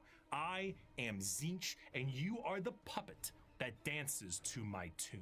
Third of the Chaos Gods Oh is my the god, wait. Okay, Tzeentch is actually really fucking cool. So much more than I thought. Very much like the master of illusion. You know what I mean? Like it's the type of chaos that gives you exactly what you think that you want. You know, like he's like, "Oh, look at this. Isn't it great?" And then it's like a fucking genie, you know, where it's like it gives you 3 wishes, but then it gets the wishes wrong because you didn't like describe it well enough, and he just feeds off of that type of chaos. Oh, Tzeentch is so cool. Tzeentch is really cool. Zen- Tzeentch? Okay, is it Zenith or is it Tzeentch? Tzeentch is a gamble. We can make you a wizard so you can have the powers of all 3 other gods, but sometimes he screws over those loyal to him. He favors those who seek ways to best him and hate him. It's weird. He demands change like Corn wants combat. So revolutions exert, but if he gets bored, he turns you to a mutant for lulz. Dude, so my ADHD brain would thrive there, is what you're saying. Because I would come up with 1,000,001 ways of how to best him. I am a very spiteful creature, so that makes sense. Like, basically, Tzeentch is for the ADHD brains that can't fucking commit to anything. It's like, what about this? Let's do this one. How about this one? Let's do that one. Let's do this one. Let's do that one. You know, and just like constantly fucking up your fate. That's so cool. I think you might like Nurgle. Nurgle has pixies, and by that I mean he has flies the size of helicopters. I don't like flies. Flies are gross. They're attracting to shit. If you guys watched the stream yesterday, we did the Gaslight District, and I can't stand flies. I can't. Like a monkey's paw. Yup. Bro, I haven't read it. Okay. Yes, he always contracts himself and then says, all according to plan. Tzeentch is the god of trolls. That's fucking cool. Oh, I feel like if I went into battle against Tzeentch, like, people, though, I would probably be really upsetty spaghetti. I'd be like, bro, I'm tired of you bitches. Like, I'm tired of you trolls. That's so funny. The one of acceptance of rot and pestilence, the grandfather himself, Papa Nurgle. Nurgle is the exact opposite of Tzeentch. Where Tzeentch believes in change and hope for a future, Nurgle believes in stagnation and the end of everything. At one point or another, we will all decay.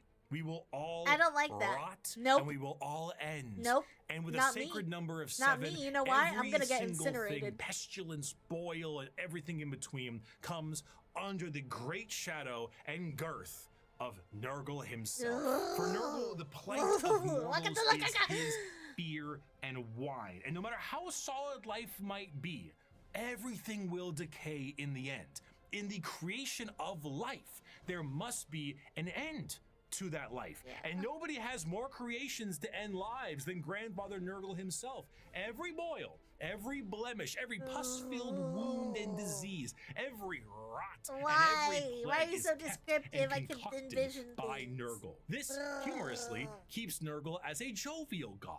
He is full of life and laughter, and by creating as many diseases as he possibly can, he shares that joy with mortals. I mean, his envoy is the great unclean one. And look at how happy he is.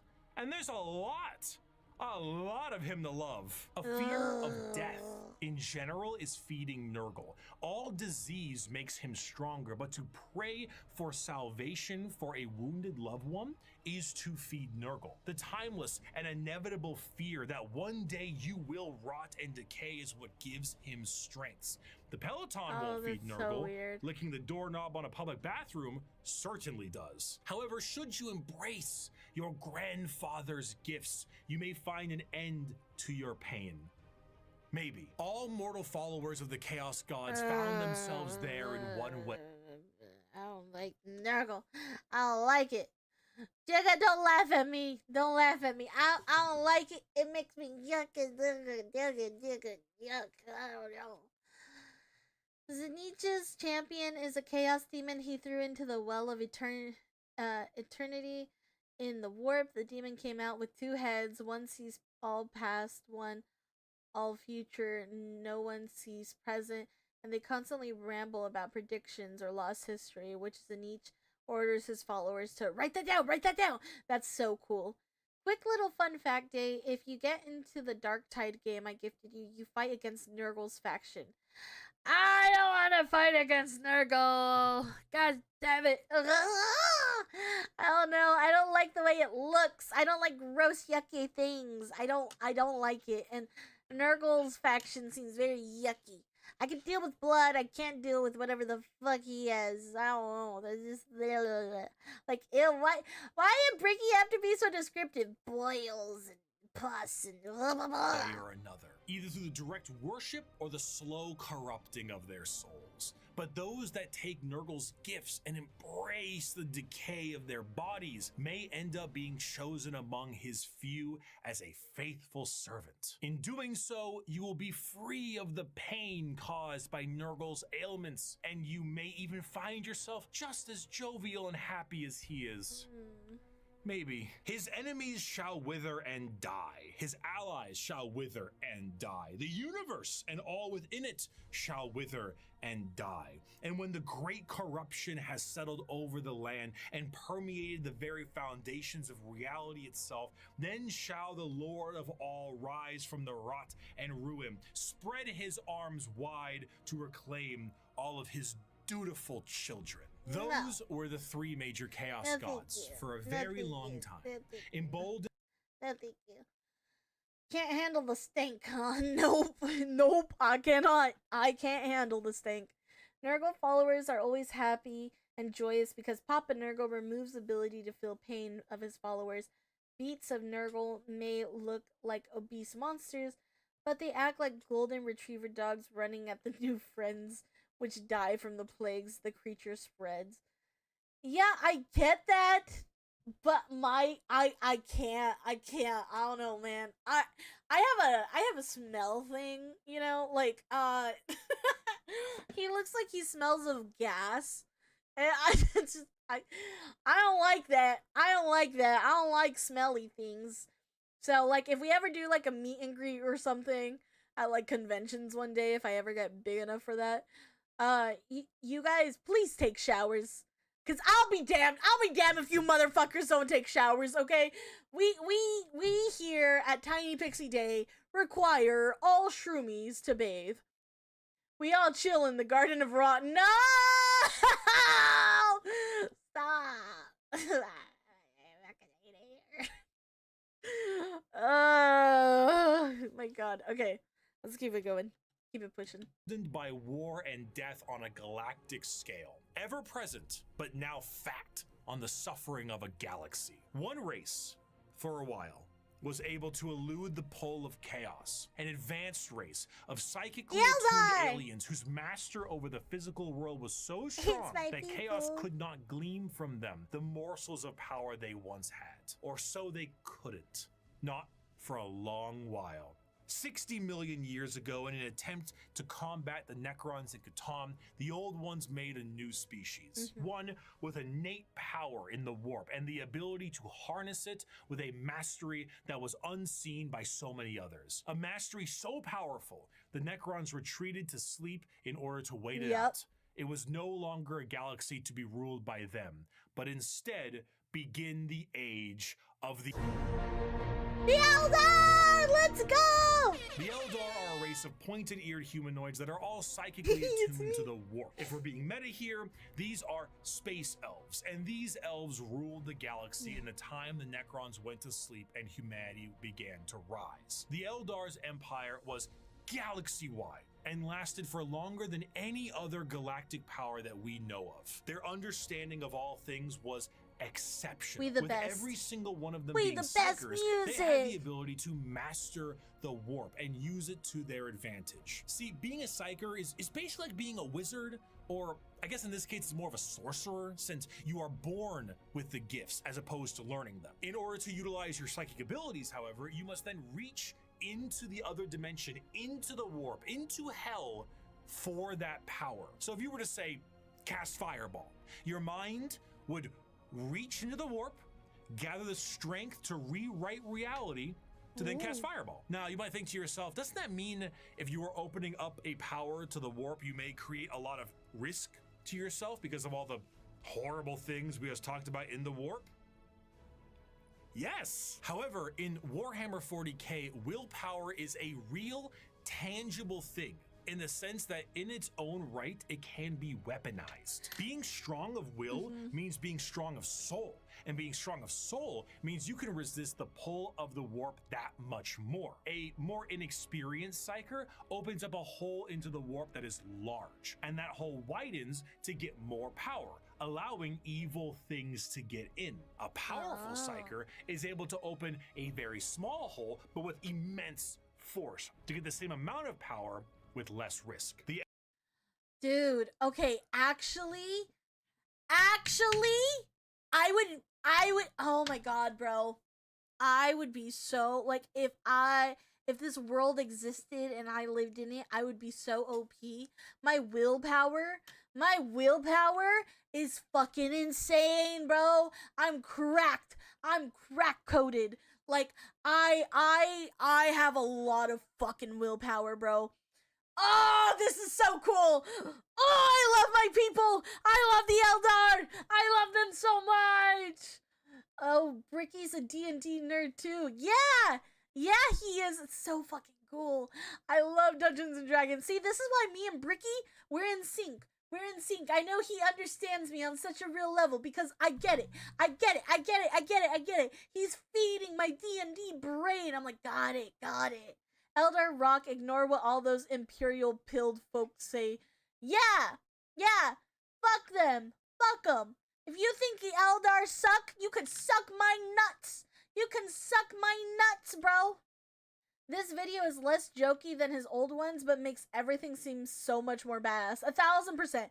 I think with the first one, right, because we reacted to that, it was very much like very funny, very jokey. Okay, he got it. Now, this is a good way to reevaluate everything, but kind of put more lore into it.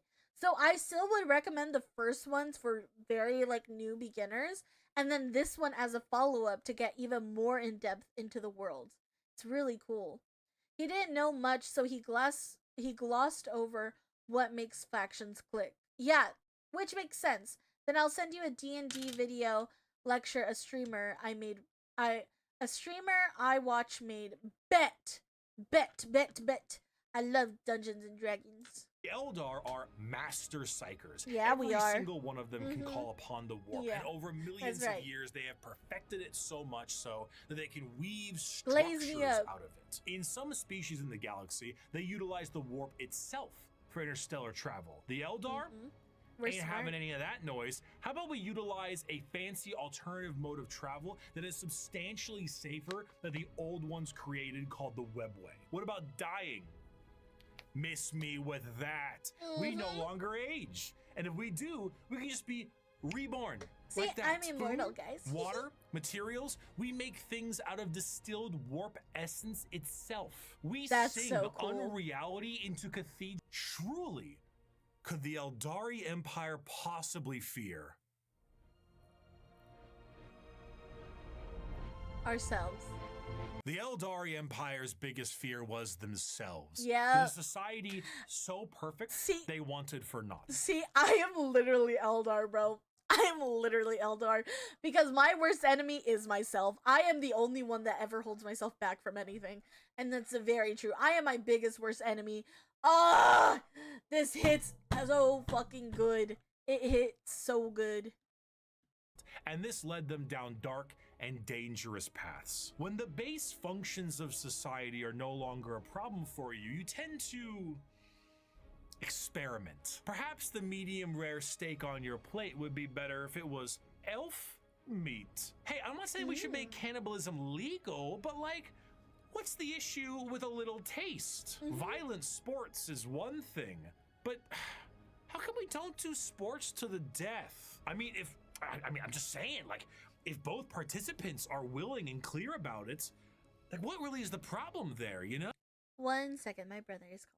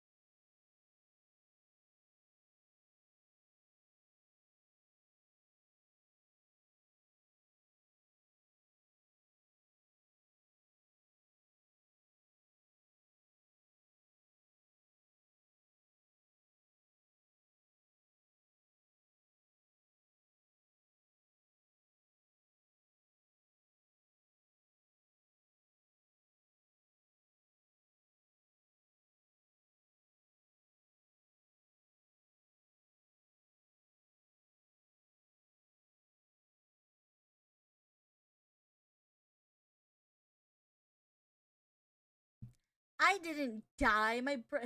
Dude, that's terrifying. What happened? What did I look like? Did I look funny? I'll have to go back. I'll have to go back and watch. Oh, sorry. I'm so sorry. Creepy pasta shit. What did I look like? Oh no. Oh, I see. I see now. On YouTube, it hasn't finished. Oh, that is so terrifying. That is so terrifyingly funny. Had full white eyes like Harold Bryan. Oh, that's so good. Wait, why is that so good? Oh, that's so funny. Day hi. Hi, Zach. Oh my gosh. Oh my gosh, guys, it's Zach. Hello, Zachary. How are ya? How are ya? Oh my god, that's so funny. When Uno, whenever, dude. Whenever. I'm down whenever. Guys, I kicked Zach's ass at Uno the first time we ever spoke. Can you believe that? Dropping my government name. I didn't know that's your actual government name.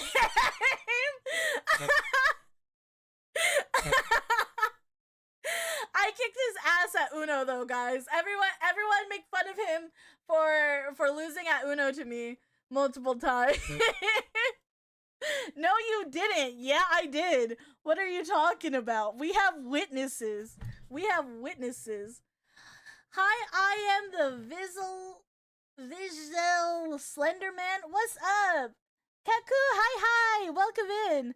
Like, body snatcher horror. I'm so sorry, guys. I'm so sorry. I had to go open the door for my brother. I had to go open the door for him. So, yeah, but... hi, Zach. Anyways, we're watching Warhammer stuff. We should set up a collab for next week. So I can publicly humiliate you for Uno.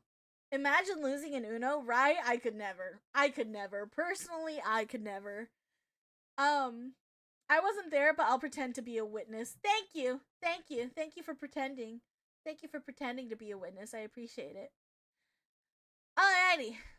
Let's get back into the video. I'm sorry. This is gonna be a super long stream, guys. We are not even we're not even an hour into this bitch, and we've already spent 2 hours reacting. Hee. I hope you guys are enjoying it, though. No? Art is in the eye of the viewer, and what is considered art is completely up to the concept of one's own interest. A canvas adorned with the blood of a man wronged is truly the visual poetry that our society needs. Hedonism. With a slow and consistent hedonism, the Eldar slid backwards into debauchery of the sort I cannot discuss on this YouTube video. Murder on stage, delicacies and drugs distilled from one another, the trade of slaves and concubines, and much worse. The Eldar physiology has their emotions heightened, and they can feel more than a human does. So while it can provide lows of pure despair, it can also provide greater highs than you have ever known. And swinging between the two of them was the Eldar game. The Warp took notice of this heavily. And it began to react. On a galactic scale, the debauchery and the hedonism of the Eldar race caused levels of warp storm so pronounced and so volatile that it cut off interstellar travel for all those who used it. Communications between planets was removed, and a nightmarish era of old night began. This continued for thousands of years, hundreds of thousands of years. The Eldar, all but removed from the problems being caused as they entered heights of more and more ecstasy. They needed more and more and more. Nothing was ever enough. More murder, more torture. It's art, it's delicacies, it's life. This silence offends Slanesh. Wait. Hell yeah, let's go. Let's go. Slanesh. Oh, I love this. I love this so fucking much. I love it. I need more! I need more! Oh my god. If you live forever, you watch all movies, play all games, you will slowly experiment with worse stuff since they're 1,000%. 1,000%. I mean, bruh, me, myself, and I get bored, like, if I'm focusing on one hobby. You know, let alone fucking living for eternity and just being like, let's experiment more. Let's experiment more.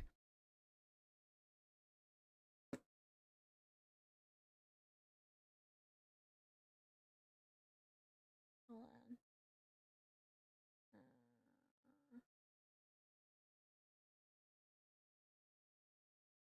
Why? Why? Hold on. Hold on. What happened? Oh no.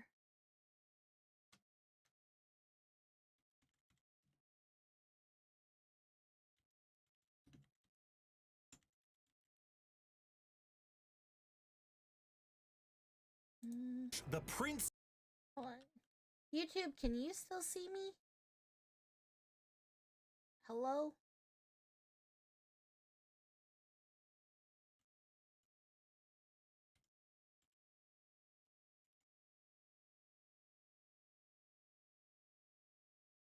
Okay. Yeah, you're still live? Cool. Thank you. Thank you, YouTube. Sorry. Twitch crashed. Twitch crashed on me. Oh, she back. I'm back. Yay. Hello. Hello. Hello. I was gonna do a whole bit and it got ruined, which is really rude. Very rude. Darkness before the eye of terror blinks open. Listen. Listen. Okay, listen for a second. Hold on. Let me make sure. Let me check on the Twitch thing real quick before we continue. I gotta see what my frame rates are. Gosh damn it. It always does this stupid shit to me. I don't know why. Okay, so it looks like the frame rates are fine. But okay. Okay. It's scuffy. It's scuffy. Scuff is all we know here at Tiny Pixie Day. Okay. I forgot the bit that I was gonna do. I'm not gonna lie, I forgot why I super zoomed.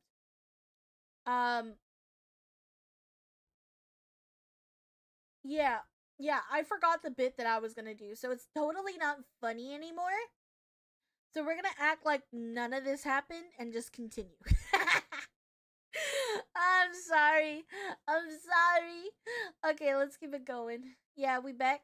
Cool. I repeat, Elder might look at humans how we look at monkeys, but at least we didn't fucking goon ourselves into onto the endangered species list. Bro, listen, if gooning is the reason I get out of this world, I'm gonna say it doesn't sound like a bad time. It doesn't sound like a bad time. We didn't reach what Eldar did. Yeah, I mean fair. Let's keep it going. Of pleasure, she who thirsts, the god of unspeakable excess, is our fourth chaos god with the sacred number of 6 adorning their title. Slaanesh is a bit of a tricky one, because with our other 3 chaos gods there was a certain understanding of human emotions and desires, but for Slaanesh, that desire is how they get their power. The words to be used would be decadence, pleasure, perfection, passion, excess, and many others. The pursuit of more. Bro, I swear to you guys, I swear I'm not just bullshitting just to bullshit.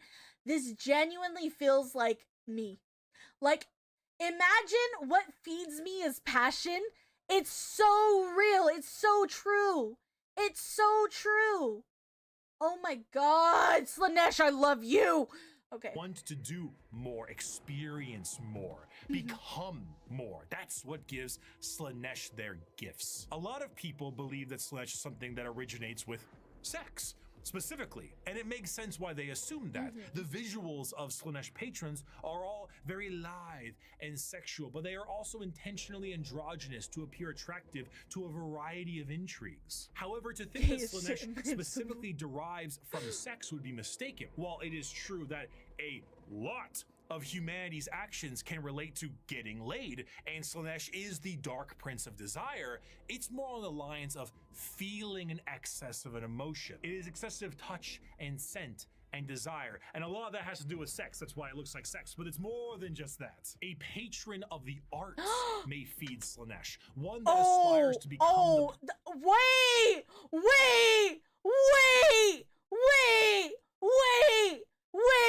If you guys know anything about me, you know I have 358 Funko Pops. Look at this shit. Scent and desire. And a lot of that has to do with sex. That's why it looks like sex. But it's more than just that. A patron. Look at that. Look at, I fit in. I found my home, and my home is with Slaanesh. My home is with Slaanesh. I have Funko Pops to feed to the Slaanesh. I have Funko Pops to feed to the Slaanesh. I have what they want. I am one with Slaanesh. Oh my god. I'm gonna cream pie right now. Because what do you mean? This is me. These are my people. These are my fucking people. Oh my god. I'm in love. I'm so happy. I am so motherfucking happy right now. I know not everybody would be happy to be a certified Slaanesh, but that is what I am. Bricky, my beloved Storm King, welcome in. She's gone, bro. She's so gone. Slaanesh would love your soul, although good luck with the growing crab limbs. The Inquisition would love to know your destination. Oh my god. Day, what are you watching now? I am watching Bricky. Every single Warhammer 40K faction re-explained. I guess bipolar people Theo. What do you mean? What? Why are you guys judging me? I love Slaanesh. I have a Slaanesh warband. Storm King, I knew we were besties. Bro. This is what I mean. You fucking get me. You get me. Oh, I'm so happy. You don't understand. Bricky just got me bricked up right now. I can't lie. Bricky always seems to get me bricked up. Let's fucking go. Let's go. Of the arts may feed Slaanesh. One that aspires to become the perfect chef or master of their craft, and the sheer pursuit of that alone will feed Slaanesh. Whiplash is Slaanesh's absolute favorite film. Videos where people beat Elden Ring on a dance pad feed Slaanesh. There are no two words in the English language more harmful than good job. So true. But is there a line? No, man, no. This also moves into the concept of feeling. Sensation is a All I am majorly is feeling. Slaanesh-coded thing. It might start off feeling good, but then you get to play around a little bit, you know? You play with a little bit of pain. Light pain might not be enough, so you might want more. Or inflicting the pain could be your jam. Music can increase to volumes that may hurt your ears, and even then that might not be enough. More. You must have more. Many of the disciples of Slaanesh carry a demonic form in their lithe grace. The Keeper of Secrets is his chosen envoy, and their movements are a blur of dance and pain with an aura all the more fatal. They dance and sing, but there's always a form of malice behind every action they take. An alluring gaze that will pull you in right before the demonic entity can crush you in that grip. Slaanesh's palace has 6 layers.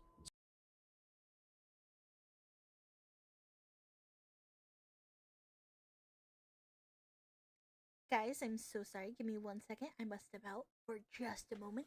Hopefully I don't look like I'm a crackhead. Hold on.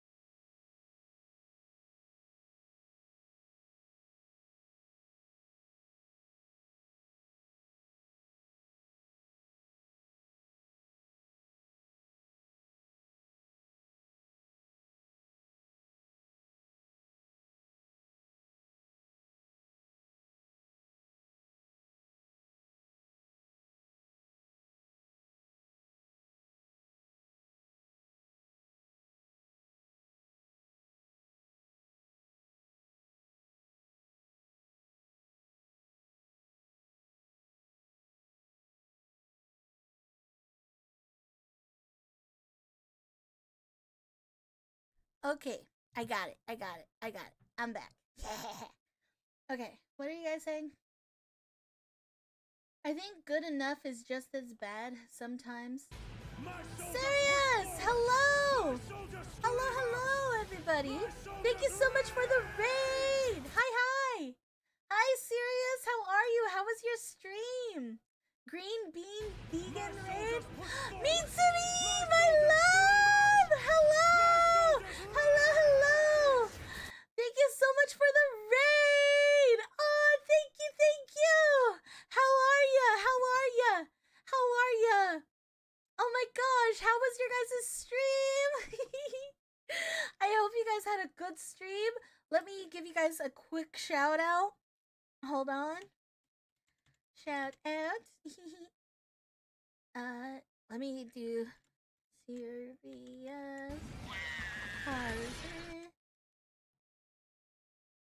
Okay. Thank you. Oh, let me see what you guys are doing. Hold on. Oh my gosh, so many people. Hello. Double raid. Hi. Your model is so cute. Thank you, Sirius. Thank you so much. Hello.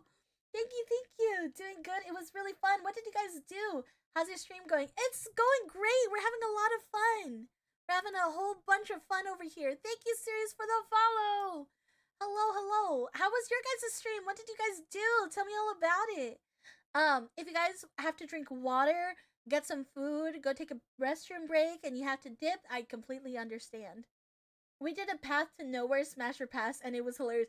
Oh, we love Smasher Passes with Mitsuri! Nobody does better Smasher Passes than somebody with Mitsuri. Oh my gosh, that sounds like a blast. I'll definitely have to check out your guys' VOD after. Path to degeneracy, maybe? I don't know. So many clippable moments. Oh my god, that's so cool. That sounds like a total blast. Oh, I'm glad you guys had fun. Hell yes, it was so funny. Degeneracy. Got it. We love degeneracy here. If you guys don't know me already, hello everybody. I am Tiny Pixie Day. I am the mythical furry gooner right here, right back at you. I'm your girl. We do reactions. Right now we're reacting to Warhammer stuff. So if you guys are into Warhammer, then we are reacting to every single Warhammer 40K faction re-explained. It's been a long stream. For us, it's been like 2 hours and we're barely 48 minutes in. So, I do a lot of reactions. I do a lot of base talks. I do gaming sometimes, and I also sing a little bit. But hello, everybody. Welcome in, and thank you guys so much for the raid. I appreciate you guys a bunches. Let me see about giving that shout out to Sirius. And I hope you guys have a great rest of your day or night, wherever you guys are. Thank you. Alrighty, let's get back into this because this, like I said, it's been a very long stream so far. I want to keep everybody up to date. But thank you. I hope you guys relax. Thank you for trusting me with your community. I'll have to show you the clip of me breaking. Oh, I can't wait. I love seeing you break, baby girl. Oh my gosh. Thank you for the redeem, Owl. Okay, if you guys want really good ara-aras though, Mitsuri is definitely the one. She's definitely the one that gives a good ara-ara. Thank you, the Dragon King, for the follow. Perfect timing, 1000%. Alrighty, let's get into it. Let's continue. No, you flatter me. No, it's true. Don't be humble. Your Ada sends me into a hole. I fucking nosebleed for that shit. So good. Okay, let us continue about learning about Slanesh. Surrounding it, and one of them is the excess of gluttony, where the participant finds themselves in a beautiful banquet full of the most delicious foods imaginable. Tables of delicacies and rivers of wine tempt the user to such a degree that they cannot stop stuffing their face, unaware that the things they are eating are very vaguely familiar meat. If one does not see themselves drowning in the river of wine, they may soon fill their bodies up so much that they cease to function and fall over, becoming part of the banquet themselves.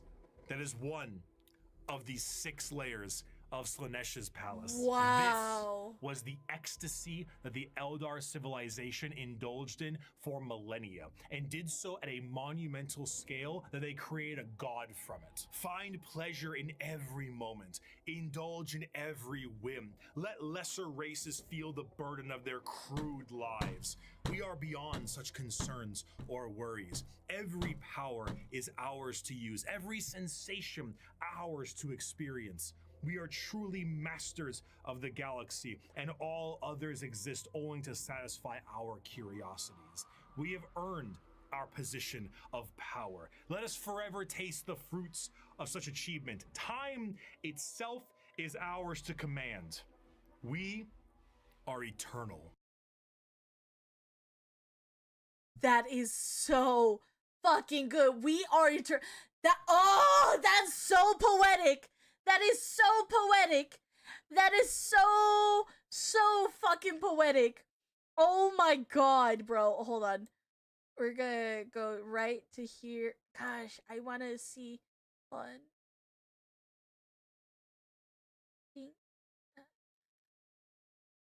Dude, look at. Ah, they are my people. They are my people. They are my people. Not to be off topic, but day 1 of your tags is power bottom. I just noticed. What can I say?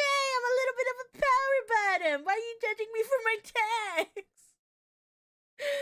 I guess kind of related to Slanesh. Yeah, just a little. Sup, fam? How y'all doing? I'm just cranking the hog.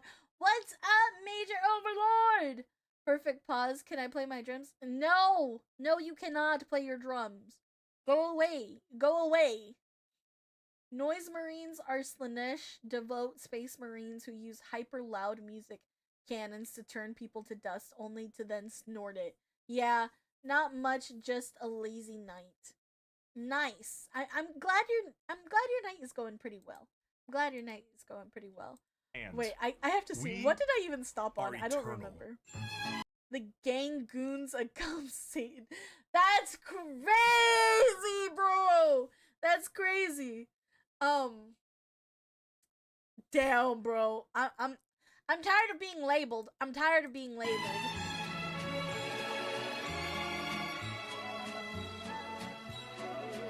With the birth of Slanesh, the Eldari Empire ceased to be. A catastrophic event so horrible that the warp ripped a hole permanently in our reality, a fissure forever known as the Eye of Terror. With the sudden inhalation of this god's largest breath, the Eldari souls are a currency to be now collected by she who thirsts. Trillions of Eldar died in an instant. Slanesh gorging on their souls to satisfy his palate. 99.9% of their entire species died, and the rest are doomed to a fate worse than death. For Slanesh now stakes a claim on each and every Eldar soul. From the moment they pass on, an eternity of torment awaits them. The remaining Eldar devote their entire lives to stopping this eventuality. Their dying race so devoted to saving themselves from the Dark Prince, and in doing so, have found very creative ways. The Craft World Eldar. In the modern world of Warhammer, the Craft World Eldar are the main force of Eldar in the galaxy and represent the elf style that many think of when you think elves in space. Fantasy elves in space, not those elves. We'll get to them.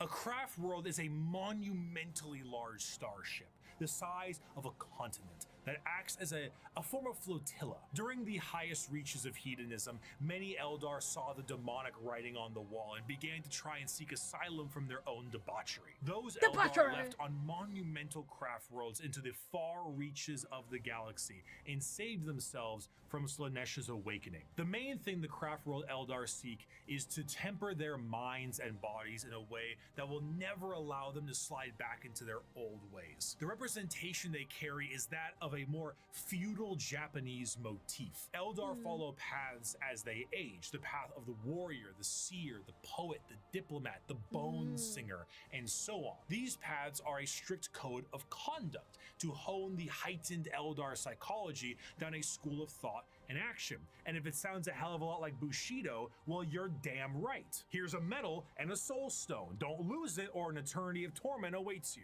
Going through these paths will allow you to take up not just a role in Eldar society, but keep your mind clear from the past worries that plagued them. Every Eldar is technically a psyker, however, very few of them actually utilize their psychic powers for fear of tempting she who thirsts. A large amount of emphasis is also put on ancestors of the Eldar and learning from them the farther you go down a path. This can sometimes be seen by the large variety of jewels adoring the armor of Eldar.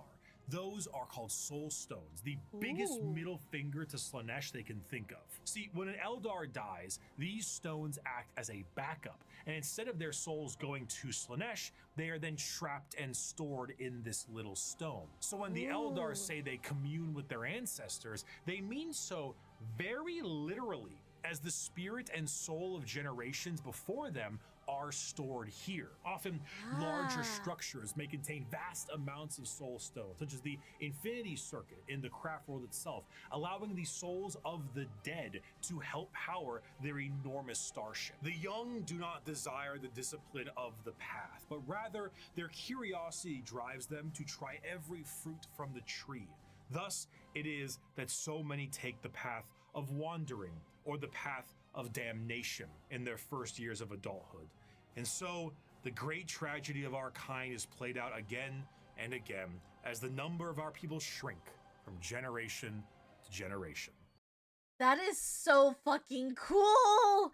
Oh my gosh, the Eldar in general is just such a cool species. I love the layers that they have to them. They're like onions. They have layers and layers of goodness and fun. Slaanesh has a taste for elf souls, yeah. I'm probably Slaanesh coded because of the food. I don't have the highest tolerance, but I enjoy pushing my limits. Yeah, with spices, fair enough. Oh right, got ya. Oh what? Yeah, okay. I recently finished shiny hunting the Pokemon Soul Silver. Oh, nice! Will this be turned into a VOD? My Wi-Fi is a bit spotty right now, so I can't watch the full stream. Yes, it will be a VOD available on YouTube. Let me do a little YouTube. Gotta do the plug. Be sure to check me out on YouTube. It is also streaming on YouTube too, so you will find it in the live stream VODs on YouTube. You could watch it here, but it would be more beneficial for YouTube. Plus, you can skip the ads and everything like that on YouTube. It's very easy to watch VODs on YouTube. So be sure to check it out. Elf Samurais, enough said. Exactly. Elf Samurai. That's the best way to freaking dumb it down. 1000%. It's so cool. I like These the little paths, when stones completed, that they have. allow an Eldar to move to the next one, Ooh. then the next one. However, since this is the grim darkness of the world, many of these paths rely on combat. The Eldar actually had gods at one point. Cain, Vol, Isha, Ooh. Azaryan, and so on. These gods are aspects of the Eldar pantheon, and while many were killed in Slaanesh's creation, their teachings live on. For some, the strongest devotion to the Eldar gods is to join the Aspect Warriors and embody the wrath of Cain, their god of war. While guardians of the Eldar craft worlds are more akin to a trained militia, the Aspect Warriors embody a particular variant of the path. Each are led by a Phoenix Lord, a name passed down from generations and embodying the souls of prior Phoenix Lords with each new one.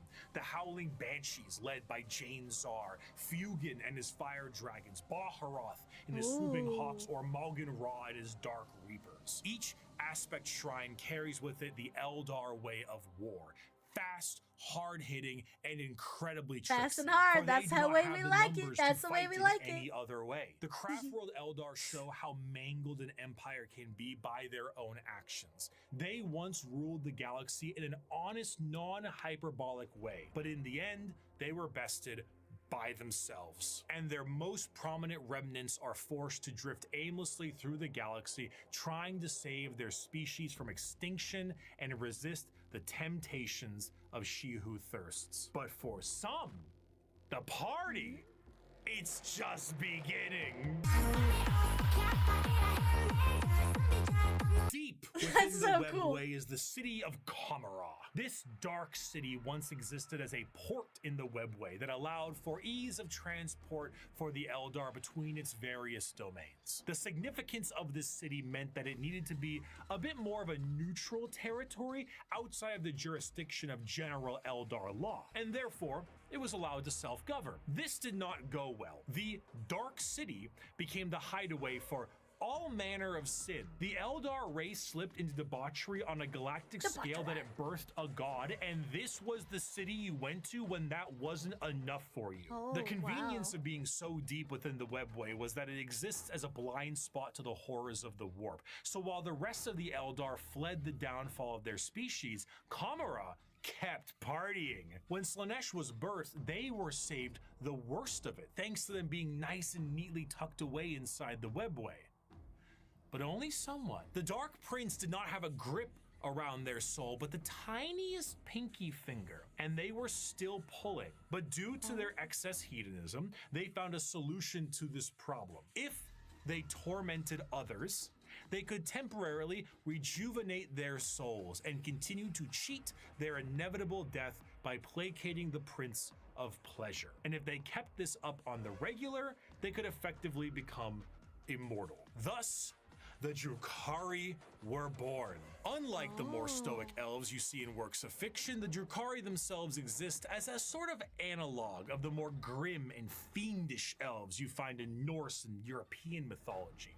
The Drukhari are soul vampires, but the more basic means to feed are hardly enough to keep them going. This desire to feed is known as the thirst, and to quench it effectively, they have mastered the art of biotechnology and dark sciences to really juice themselves up on the crispy soul sprite from the vending machine called the Galaxy. The majority of Drukhari act as pirates and raiders and slavers. They go into our physical reality and drag— Why are the Eldars in all forms just the coolest fucking faction? I'm sorry. I'm sure all of you guys think otherwise.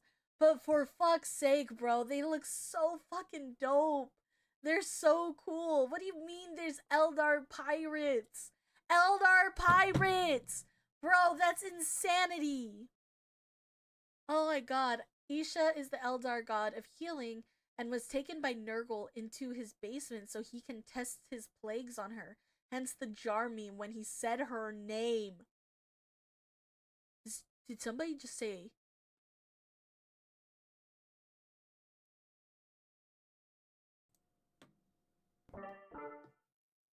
Did somebody just say jar?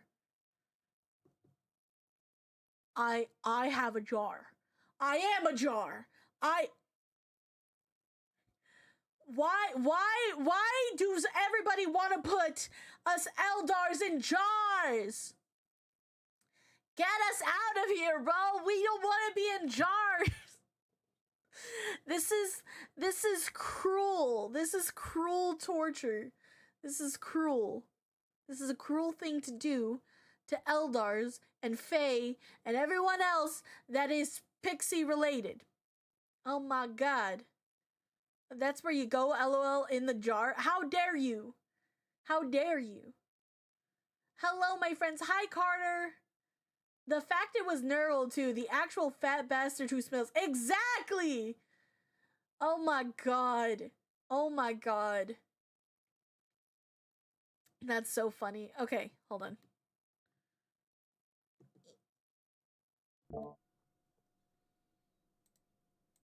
There we go. Alright, hold on. They have to enjoy the acts of terror they commit or else they will literally go extinct. Yeah. Timeout jar. Yeah, it's a timeout jar. Also, Eldar pirates are separate from Drukhari raiders who are Dark Eldar pirates. Got it. Banished to the Coomer jar, you stinky bean. How dare? How dare? Drukhari are disgusting and awesome. What the fuck did I join into and I have made it to Disney? Have fun, Carter! Have fun! Let me look up Dark Eldar raid transport. Hold on. Dark Eldar raid transport.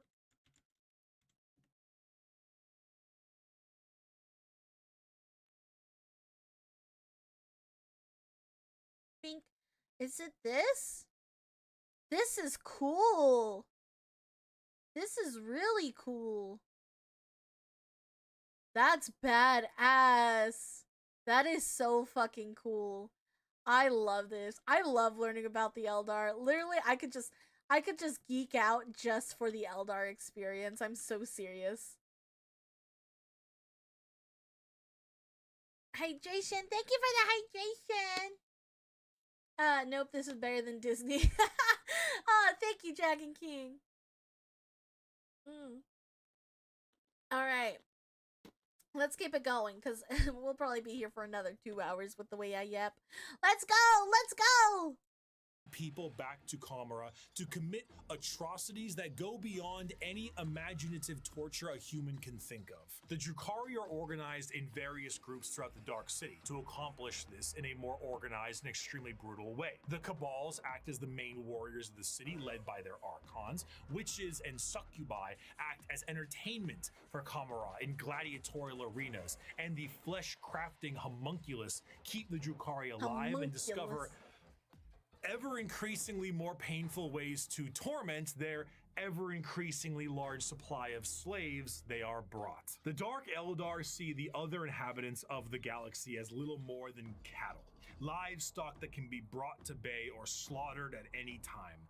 Their fodder, however, is not meat and muscle, but the anguish and despair of the weak.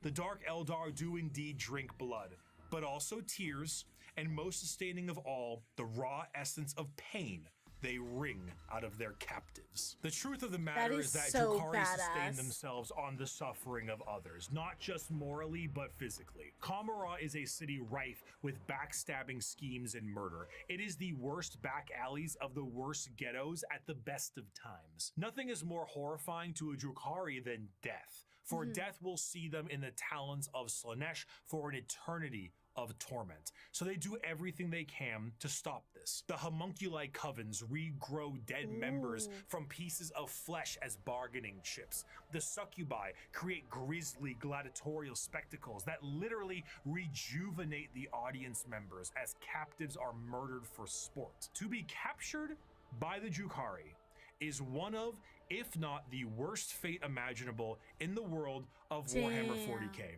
In a universe built on war crimes, they are the most debased war crimers of all time. To be tortured and sacrificed in the gladiatorial arenas is a blessing, for you have escaped the fate of being in the Fleshsmiths control group, or being turned into a living and breathing piece of furniture for an Archon's quarters. In a cruel twist of fate, a newly born Drukhari does not arrive into this world loving torture. It is something they must grow to love. Grow to appreciate the suffering of other beings in order to survive in the world they have been brought into. If they succeed, they become some of the worst monsters in the known galaxy. A dark reflection to the Craftworlders and a taste of what Eldar society was like before the fall. If they do not succeed, they must find purchase elsewhere. Often those will join smaller parts of Eldar society like the Exodites or the Harlequins. Exodites believe in a pre-industrial variant of their society, often retreating to more lush worlds to ride dinosaurs and live off the land. Prehistoric style that I would normally laugh at if they weren't riding dinosaurs like ballers. The Harlequin dancing troupe are a subsect of Eldar that are more than just a little strange. A carnival of dancing jesters that serve the Eldar laughing god of Kegarok. They arrive never when expected and leave just as quickly. Blurs of light carry their footsteps as they dance their foes into a grave. Combat is just as much of a joke as it is a play on bloody murder. They travel and aid many other Eldar and sometimes even humanity for reasons we can never understand. Perhaps one day we would have, were they not stripped of their army book and folded into the Eldari Codex. So I suppose it'll have to stay a mystery, or maybe it was one of Kegarok's master plans to get back at she who thirsts and save their species. Who could know? Perhaps it was all a sick and practical joke to Kegarok, and he would just find it very funny to watch me fumble the discussion of one human on a tiny blue planet across the galaxy.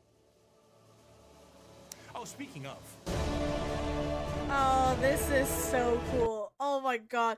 I love the Eldar race, bro. They got Harlequins. They got it all, bro. Oh, by far the worst face. Yeah. The Drakari are hardcore and I love it. Yeah, me too. I fuck with it heavy. It is a game mechanic that wounding enemies boosts the Drakari, so you gotta play with your food. The Harlequins are kind of like assassins. Harlequins remind me of Harley Quinn, which if you know anything about me, you know I love Harley Quinn. Harley Quinn is one of my favorite characters of all time. I actually have cosplayed her multiple times. I fucking love Harley Quinn. Harlequins guard the Black Library, a library storing all knowledge which many factions try to find. Also, the 40K books are all called the Black Library. Bro, you know how much I love library? I have a whole bookshelf thing in my old room. I love reading. Oh my god. Why? I can't.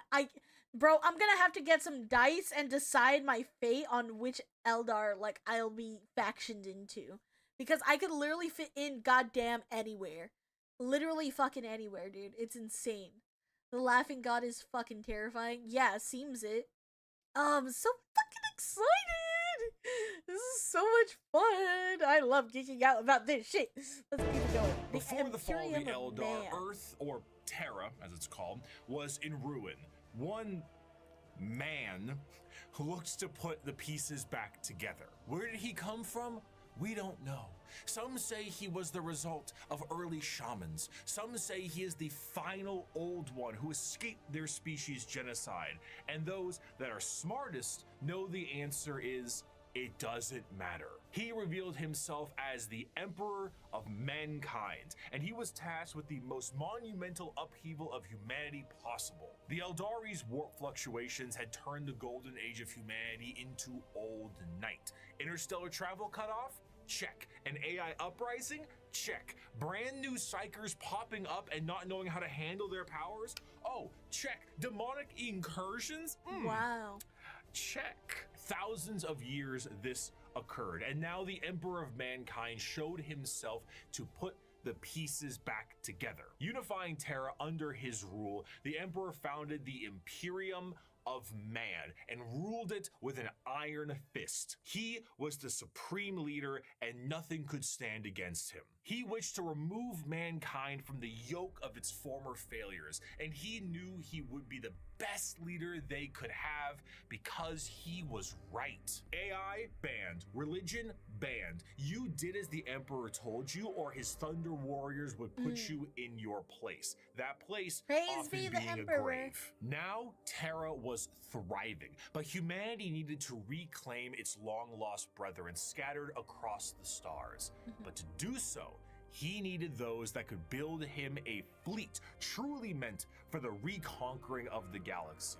And so he turned his attention to the red planet of Mars. The Adeptus Mechanicus. Mars and Terra were close allies long before the Unification Wars. Mars was the first world terraformed by humanity and became what would ultimately be the first hive world, an epicenter for industry and technology. The Age of Strife did not treat the Red Planet kindly, however. Mars was cut off from Terra during this time, and the warp storms that ravaged the planet turned it into an absolute nuclear hellscape. Those who were on the surface were turned into your run-of-the-mill mutant if they even survived the bombings they inflicted on themselves, but others were lucky enough to escape beneath the red sands in powerful fallout shelters. These became their generational habitats, but this resulted in extreme reliance on technology and those who could use it. They began to view the technology keeping them alive less as a technological advancement and more of a divine intervention, with those skilled in it as priests. The Martians began to worship the power of the machine, and this resulted in the formation of the Cult Mechanicus, the belief in a holy trinity known as the Three-in-One. The machine god, serving as the spirit who gave rise to all technologies known, the motive force, the deity that gives all life its ability to live, and the Omnissiah, a physical manifestation of the machine god itself. This belief began to manifest in them physically as well, What were Wow. once humans began to really mess around with the character creator options, and this tech obsession made them view instances of flesh to be weak and spend their lives removing what makes them human and replacing it with mechanical augments. Robotic limbs, glowing eyes, mechadendrite arms. What was once a mass of flesh now looks like the back of a router, and the oldest members of the Mechanicus no longer even look slightly human. In addition to this, That's cloaked over all of their mechanical appendages are robes that reflect the color of their homeworld, the red robes of the Mechanicus. The Cult Mechanicum, now the Adeptus Mechanicus, create a fascinating combination of cultures all birthed into one. Basically, techno-zealot monks. Organic life is the machine god's greatest accomplishment within the scope of the great work. All praise he who is three in one. By giving us life within an organic shell, he presents us with the means and opportunity to improve upon physicality, as is his divine plan. He grants us complex weakness so we might learn metallic strength and ascend to his level of machinic perfection. The Emperor's arrival to Mars was very much a walking in with the pizzas while the room is on fire moment, but to the Mechanicum, they saw his arrival as confirmation of their belief. They took one look at the glowing golden entity that showed up on their doorstep and were like, that's him. That's the guy right there, and they immediately accepted him as the Omnissiah. Obviously, showing up and being called Machine Jesus shortly after wiping out all instances of non-Machine Jesus a little bit beforehand is an instance of capital H heresy, but the Emperor saw the bigger picture. Were they strange with how they rubbed unguents on themselves, burned incense, and prayed to machines for them to work? Sure, but that's a lot of production right there. Yep. So the Emperor devised the Treaty of Olympus Mons, a unifying agreement between Terra and Mars, and this union would be permanently etched into the Aquila of the Imperium as the two-headed eagle. One head for Terra, the other for Mars. The forces of the Emperor would be supplied with all the technology and weapons they needed to reunite the scattered remnants of humanity under one banner, and the Mechanicum of Mars would be able to keep doing what they were doing religiously and scientifically so long as they kept up their tithes. This tithe meant total quality control over all technology in the Imperium. Is it a big spaceship? AdMech take care of that. Tanks? AdMech take care of that. The literal bullets in a gun? You guessed it. But unlike the factories of today, the forge worlds of Mars and the creations of the Mechanicum are a bit of a different experience altogether. Instead of a Okay, wait. So the Emperor basically was like, these little people, they worship me, huh? Oh. I mean, I'm not one to be worshipped, but I do accept a little bit of flattery, so, if they worship me, right, we could use that.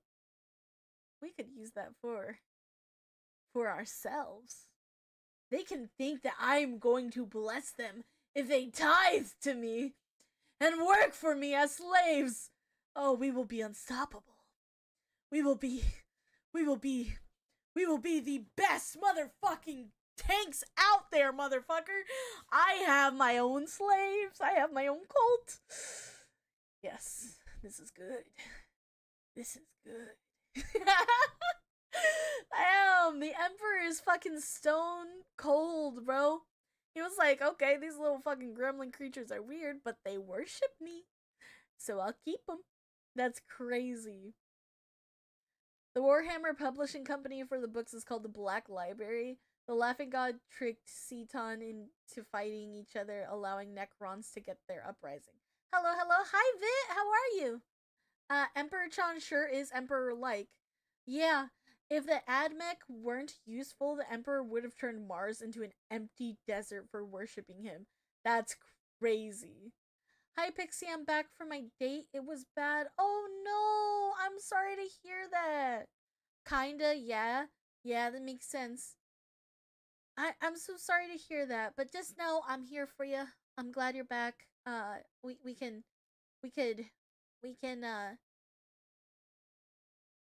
can all just have a good time together. He wanted to keep the Admech around purely because of their technological prowess. He absolutely hated the worship no matter how necessary it was. Yeah, but he was smart. He was smart in taking advantage of it. I mean, more like they make all the guns so he puts up with the worship. Yeah. So we got you, buddy. Yeah, we got you. We got you, M-Lock. Don't you worry. Don't you worry about a thing, because every little thing is gonna be alright. And at least we have each other. At least we have each other, right, guys? Okay. Oh, thank you for the 100 bits, M-Lock. But I appreciate you. I appreciate you a lot, sweetie. Damn, dude, that's crazy though. I did see that one like parody type of vibe show. Now it kind of makes sense because I didn't understand when we were watching the parody thing. I think I need to go back and rewatch that once I get fully caught up on Warhammer knowledge. How like the Emperor was pissed off that they worshipped him. He was like, "What the fuck do you mean?" You know, and I thought that was really funny, but I didn't get it. Now it's starting to make sense. The cogs are working in my brain a little bit more. They're working. I get it. A factory on a random given world, the entirety of the planet's surface is dedicated to manufacturing. But that's a little tricky, isn't it? Considering that the usage of silica animus, or AI, is a big no-no, and basically the largest affront to their divine machine god possible. Fortunately, there's a really neat alternative that they've come up with. What are you? Servitor. Incredible devices that can do anything from manufacturing, maintenance, basic door operation, even just float around like a helpful little drone. It's an extremely easy process too. All you need to do is take a human who is dying or preferably an enemy of the state, most likely that one, and lobotomize them. And then reprogram their brains to do exactly what they tell you. They even got little baby versions of them. Yay! Oh. So now you can rest easy knowing that the entirety of the Imperium, because they outlaw AI and learning new tech is heresy, is run on lobotomized slaves. Whether they deserve it or not is unimportant, and whether they can still keep their consciousness trapped in their own minds is another thing entirely.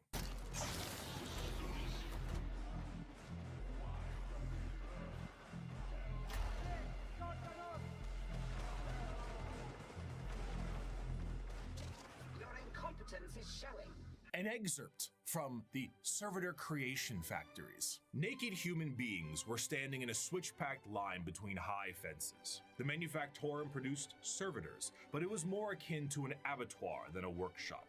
Every surface was easily cleanable. Servitors with spray units surgically attached to their backs prowled about, hosing filth from slit drains set into the perfectly smooth, slanted floors. As the line slowly advanced, the people were passed through various scanning devices, most of them mounted in ugly, functional arches that let out a constant series of acceptance chimes. Occasionally, one would let out an angry blare, and the indicator lumens would flash red. The rejected person was then swallowed up by a trapdoor opening beneath their feet. From these pits wafted a hideous stench and the grinding sounds of industrial mincers. One rejected man grabbed onto the lip and hung there, arms and hands bloodied, shouting a stream of defiant profanities. Guards lined the grating either side of him and shocked him until he fell.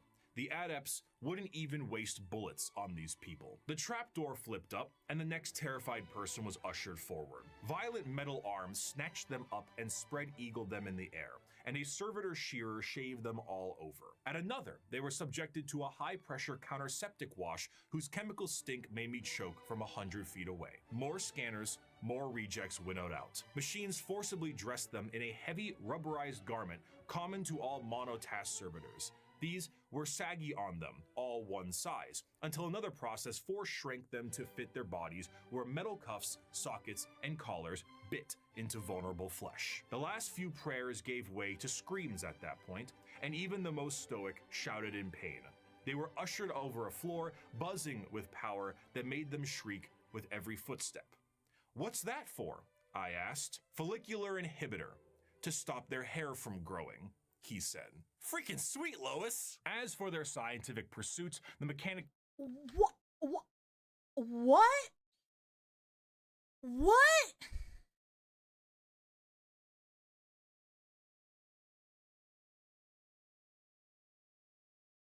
What the fuck?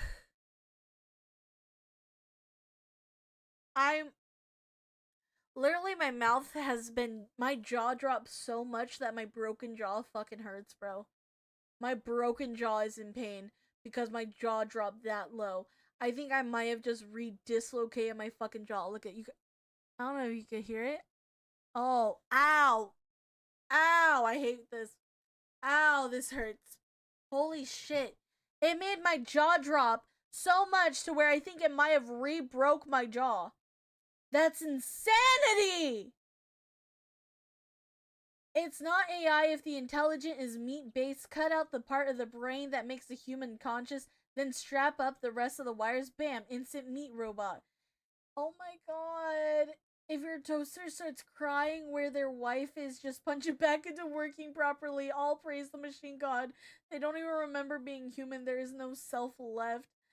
Oh my god. Praise the Omnissiah. Oh my god. Yeah, the Drakari, look at that like as child's play. Yeah, I get that. I get that. Drukari. I don't think I would be a Drukari. I would be Slanesh, but not probably Drukari, probably.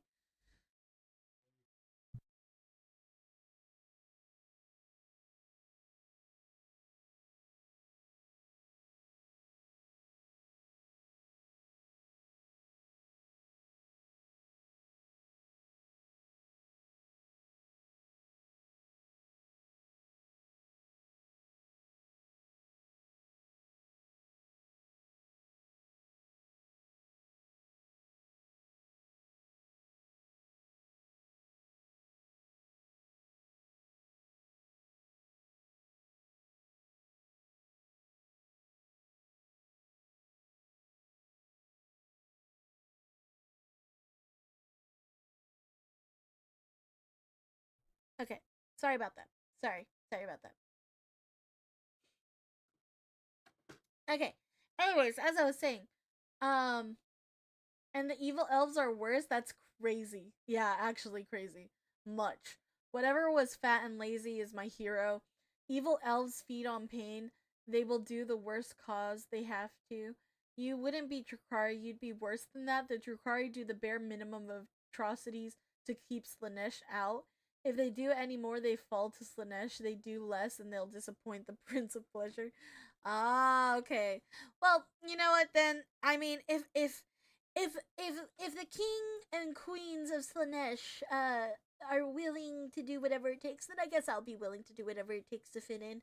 I'm a follower, guys. I'm not a leader. I'm a follower. I don't fucking I don't yeah. I don't know, man. I don't know. Okay. What does it say? Yeah, the Drakari look at that like it's child's play. The Drakari do what makes Slanesh happy. Got it. Got it. Okay. The servitors don't remember their old lives. If they can remember at all, the victims of the knife ears are kept conscious of everything. Yeah. I mean, fair. Don't hit me with that. I was only following orders. I was only following orders, guys. It's not a me issue. It's a them issue. You know, like I can't help it if Daddy Slanesh wants me to kill somebody. Like it's not my fault. I'm just a girl. I'm just a girl. I'm just a girl. Okay, let's keep it pushing. Let's keep it pushing because we still have. We're an hour and 11 minutes in. We still have 40 fucking minutes of this bitch.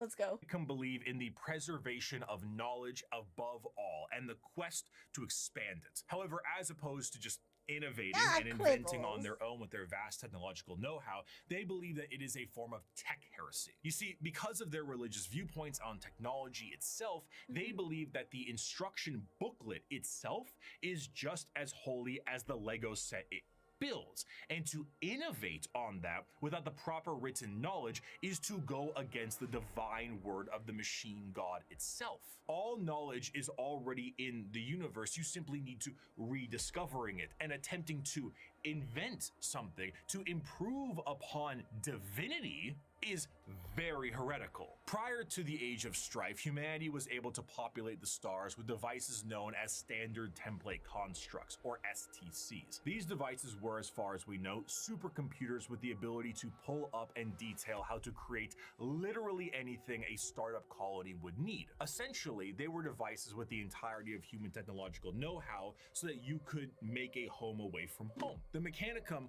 will not make anything without an STC.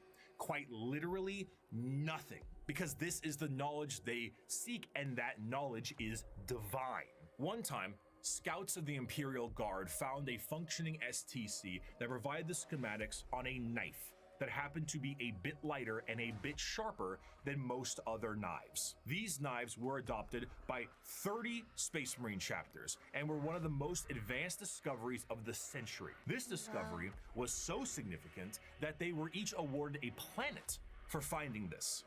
A planet for a machine that taught them how to make knives. Due to their religious organization, you can probably guess the Mechanicum are organized in a feudal structure with the highest individuals in power being a part of the priesthood. Cream of the crop being the fabricator general of Mars itself, who serves as a high lord of Terra, but also oversees the entirety of the Mechanicum below. Below them are tech priests that oversee the cult for the quest of knowledge and other more straightforward theocracy. Forge worlds tend to operate slightly more independently, what can cause some power struggles within the Mechanicum, because, you know, despite them all being weird robots, they love being given praise. And despite being the manufacturing end of the Imperium, they do actually have their own military forces. They have the Skitarii Private Army and all their various 1920s Martian-style mechanisms like Doom Crawlers, Castellan robots, and of course, the Titan Legions. Because nothing is cooler than a robot that towers over buildings. Ultimately, their very dogmatic view on technology as a whole has resulted in any innovation becoming absent, thus causing the Imperium to stagnate as a whole. The lack of ambition to create anything new and the wholesale murder of anyone who even tries leads to things becoming derelict. I grow weary of this flesh I was born into, strangely disgusted by its nature. I crave only the cold, clean certainty of steel and silicon, that I might become one with the blessed machine. I do not expect you to understand, you who cling to your flesh as if it were immortal, seeking only to preserve it, to protect it. One day you will see the folly of your ways, and then no doubt you will come begging to my order to preserve you. After the groundwork had been set, you know. That's so crazy. Like, having, oh my god. Like, I feel like these people are just insane. Like, this is not the area that I would be in at all, because like I said, I'm a very person that I seek change. I seek I seek that type of mindset, and I like the chaos of change, you know. But yeah, I can't, like, to never have creativity is crazy.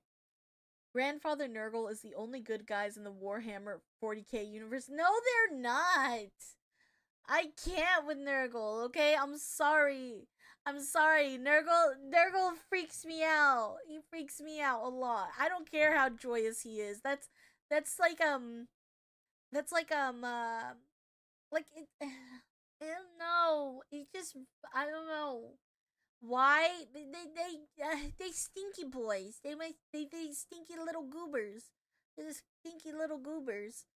They like disease and all of that stuff, and they're described as pussy. I don't like pussy. I like pussy. I don't like pussy.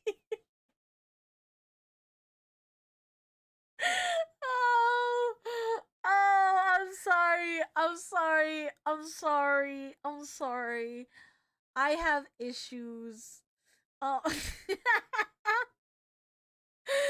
Oh god. Okay, that was good. Thank you. Shit, Dave, don't we all, right?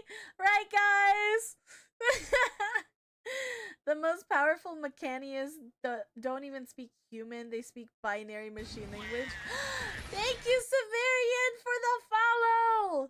Thank you. Oh my god, guys. We just reached 600 followers. Oh my god. Let's go. Heck yeah. Yes, you have issues. Mental issues. Nurgle may be happy, but he still is a plague, obsessed bringer of death. Not exactly a good guy. Exactly. 600. Woo! Let's go! That's a legitimate language for the AdMech, by the way. Either binary or bursts of static. That's actually really cool. It reminds me of Wally. Oh, Wally. Eva. Eva. Eva! My dog's name is Eve. And then, so sometimes when I call her, I'm like, Eva! And she'll come to me. Congrats! Thank you! Let's go! 400 to 1,000. Bro, imagine getting 400 more followers and then getting 1,000 on Twitch. That's crazy. That's crazy numbers right there. I can't even think of that big. That's crazy.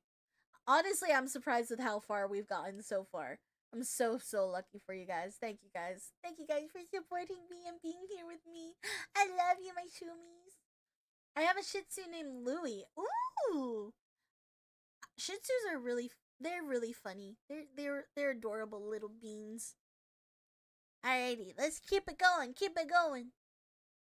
Unification-wise, it was time to start getting things together for the Emperor's Congrats great on 600. crusade Thank across you! the stars Wouldn't to be bring possible humanity without you, under one banner. Severian. The Thunder Warriors were a perfect fighting force for unifying Terra and Luna, but the galaxy was a whole different thing. You see, these warriors weren't soldiers in the eyes of the Emperor. They were tools, extremely blunt tools used for the fast conquest of Terra. As the Emperor was concerned, the tools you use at home aren't the same ones you take on a road trip. So the Emperor rid himself of his tools in the exact manner you think he did, and he went forward to crafting a brand new tool, one more mobile, more efficient, and ready for his next era of conquest. They shall be my finest warriors, these men who give of themselves to me. Like clay, I shall mold them, and in the furnace of war forge them.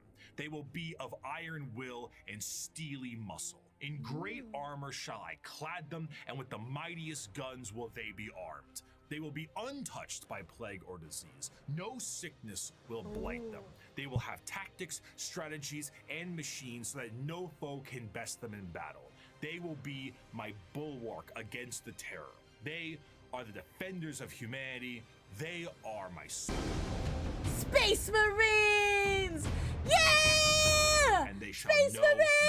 no fear. The They vastness know of no the Milky fear. Way Let's galaxy go. meant that the Emperor needed assistance bringing everyone back to the fold. And who better to do this than himself? But since the technology to be in many places at once does not exist anymore, the Emperor decided that it was time to become a dad, the same way Geppetto did, and with far less care. It is not my son, Arkan.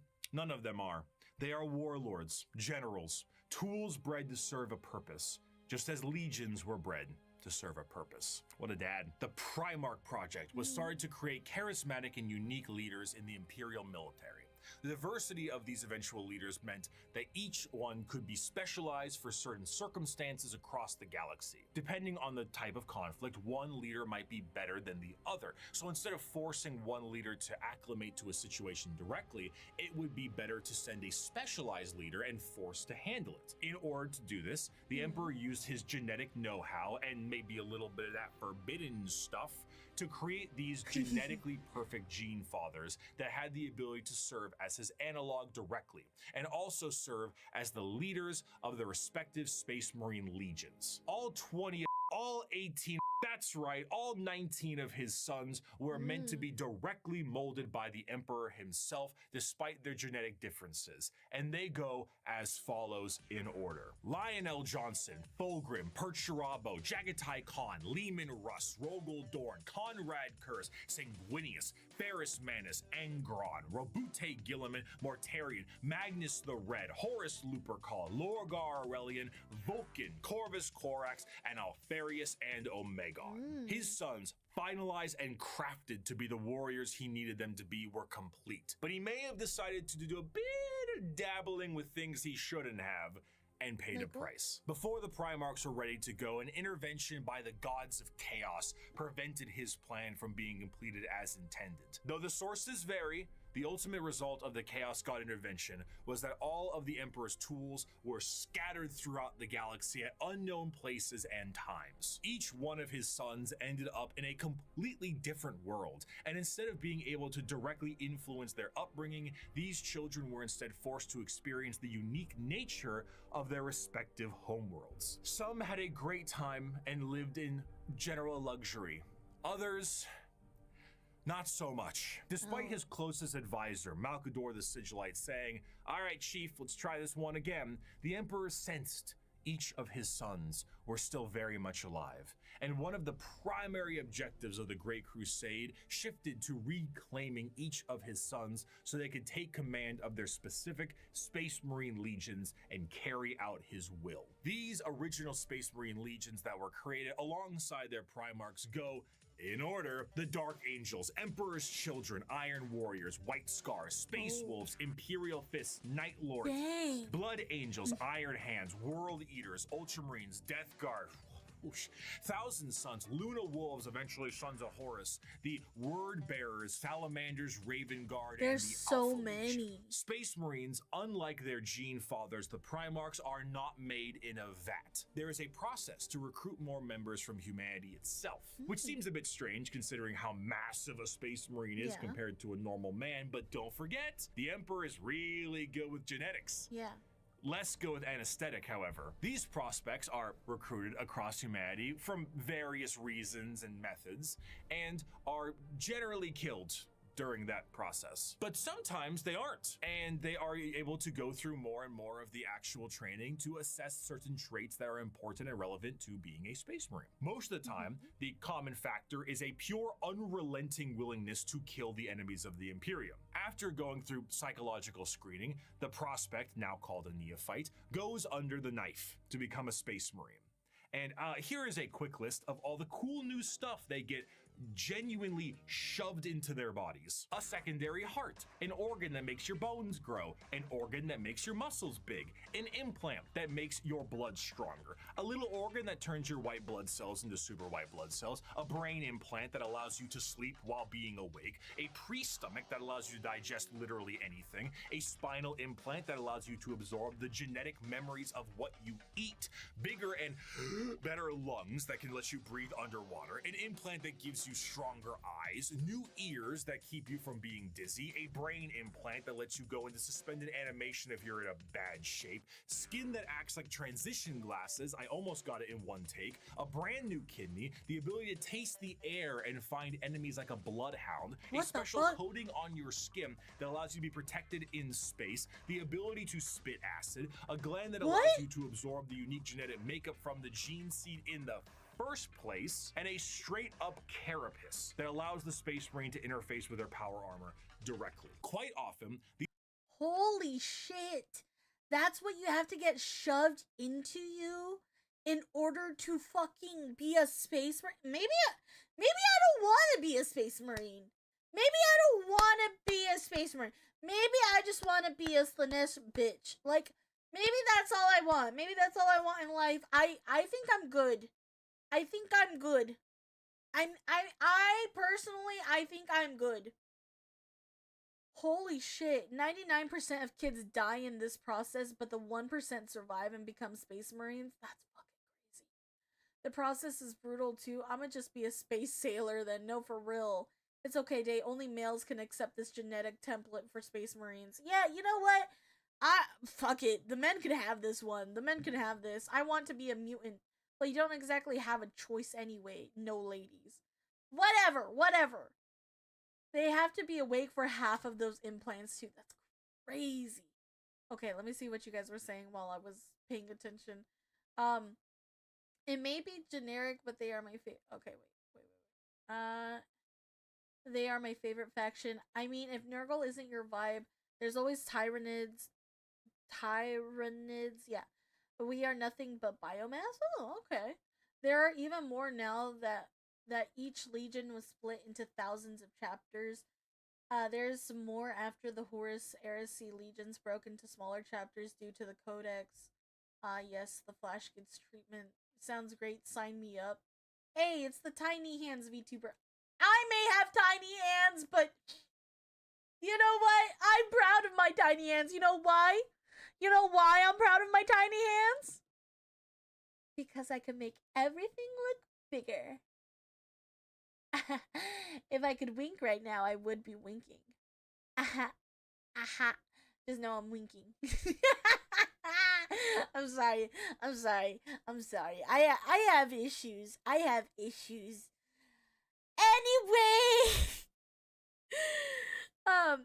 And each legion has its own hazing ritual too. Really? Each legion has its own hazing ritual? That's crazy. Continue the video, Horndog. Fine. Fine, I'm sorry. Gosh. These are put inside of you at dubious levels of mental alertness and dubious levels of anesthetic. After a more generalized of the Imperium and a bit more training and other important manners, they can finally be welcomed as a fully fledged Space Marine. A Space Marine is quite literally a walking tank that is armed to the teeth. Two of the more iconic weapons held by a Space Marine are their bolt gun, which fires explosive shells the size of soda cans, and a chain sword, which is... The Space Marine is clad in a colorful carapace known as power armor, crafted from extremely heavy and durable ceramite. The power armor of a Space Marine protects him from any terrors he may face, be it the void of space itself to an inhospitable atmosphere. This armor, combined almost biologically with an already massive physique, makes the Space Marine an almost unstoppable fighting force. And hell, if the armor doesn't protect them enough, they can always become a walking coffin like the dreadnoughts of the chapters are. What truly adds to it all, however, is the sheer difference in some of them. While a Space Marine in its own right is an indoctrinated freight train on legs, how they act can be quite different from chapter to chapter. The gene seed of a Primarch is not just helping them become big and strong, but allows them to gain certain traits from their forefathers. Everything from how they think to even slightly adjusting their physical appearance once it's been implanted. The gene seed can be the personality of an entire Space Marine. Take the Salamanders, for example. Salamanders have a predisposition to fire as a whole, and tend to be extremely large due to the size of their Primarch, Vulcan, and his enormous stature. Whereas someone like Sanguinius, Primarch of the Blood Angels, share more vampiric features and more angel-like qualities. A gene seed is not just aspects of the Primarchs, but they are also flaws too. Magnus the Red and his 1,000 Sons underwent something known as the Flesh Change, a horrifying mutation that, while it made them strong psychers, would affect their bodies so terribly that they would mutate away from humanity. Where other factions have inspiration for their culture from our real world, like the feudal Japanese of the Eldar or Egyptian style the Necrons, each Space Marine chapter themselves carry an inspiration. The White Scars are motorcycle riding Mongolian fighters. The Space Wolves are Norse Vikings. The Dark Angels are Knights of the Round Table, and so on. This moves into their fighting style, and truthfully, there is no end to the characters and options when it comes to the Space Marines. Space Marines are the main symbol you see, and while many of them can be simply indoctrinated warriors who only care about conflict and can be quite boring, then you meet Dante, or Bjorn, or Argel Tal, or Karn, or Lucius, or Erebus. And then you discover the wealth of these characters and tools of war you can have. For 1,100 years, I have fought and I have seen the darkness in our galaxy. I have seen the vileness of the alien and the heresy of the mutant. I have witnessed the sin of possession, and I have seen all the evil that the galaxy harbors, and I have slain all whose presence defiles the Emperor. I have seen what you will see. I have fought what you must fight, and I have slain what you must slay. So fear not and be proud, for we are the sons of Sanguinius, the protectors of mankind. We are indeed the Angels Oh, of that's Death. so hard! Despite being the poster children for Warhammer 40K as a whole, the presence of a Space Marine is a rare sight for the countless trillions of humans across the galaxy. Seeing one of these monstrosities is like seeing something akin to an angel sent by the Emperor himself. These Angels of Death are the essential fighting force to bring humanity back under the unified banner of the Imperium. Yet ultimately, the Space Marines are individuals torn from their families and conscripted to genetic modification and lifelong service for the dying Imperium. And though they are held in an almost holy light, most believe they are above and beyond the people they are designed to serve. Once designed as the protectors of humanity, they seldom view humanity as something worth saving. To the extent that it is a tiny, minute rarity, though not unheard of, for a Space Marine to put a normal citizen above them in any way. For most Space Marines and even their Primarchs, they are only here to do a job. They are there to kill the enemies of humanity, and I would be remiss if I didn't add at least one more of my favorite quotes to the tail end of this section. "The time for speeches is done," said Rogel Dorn. "The first great test is here. My order to you all is simple, yet heed it well, and exert yourselves to see it done. They are coming. Kill them all." While the Space Marines are the spearhead of the so Imperium's Great fucking Crusade and also a cool. major player in its warfare, there is a significant amount of importance that must be taken on their transport. What sci-fi universe would be complete without its navy? When you think of the Yeah. navy or ships on the open sea, you think of something that is sleek, something mobile, and something pretty big. For perspective, the longest self-propelled ship in history was the TTC-Wise Giant, an oil tanker that was about 458 meters long or over about 1,500 feet.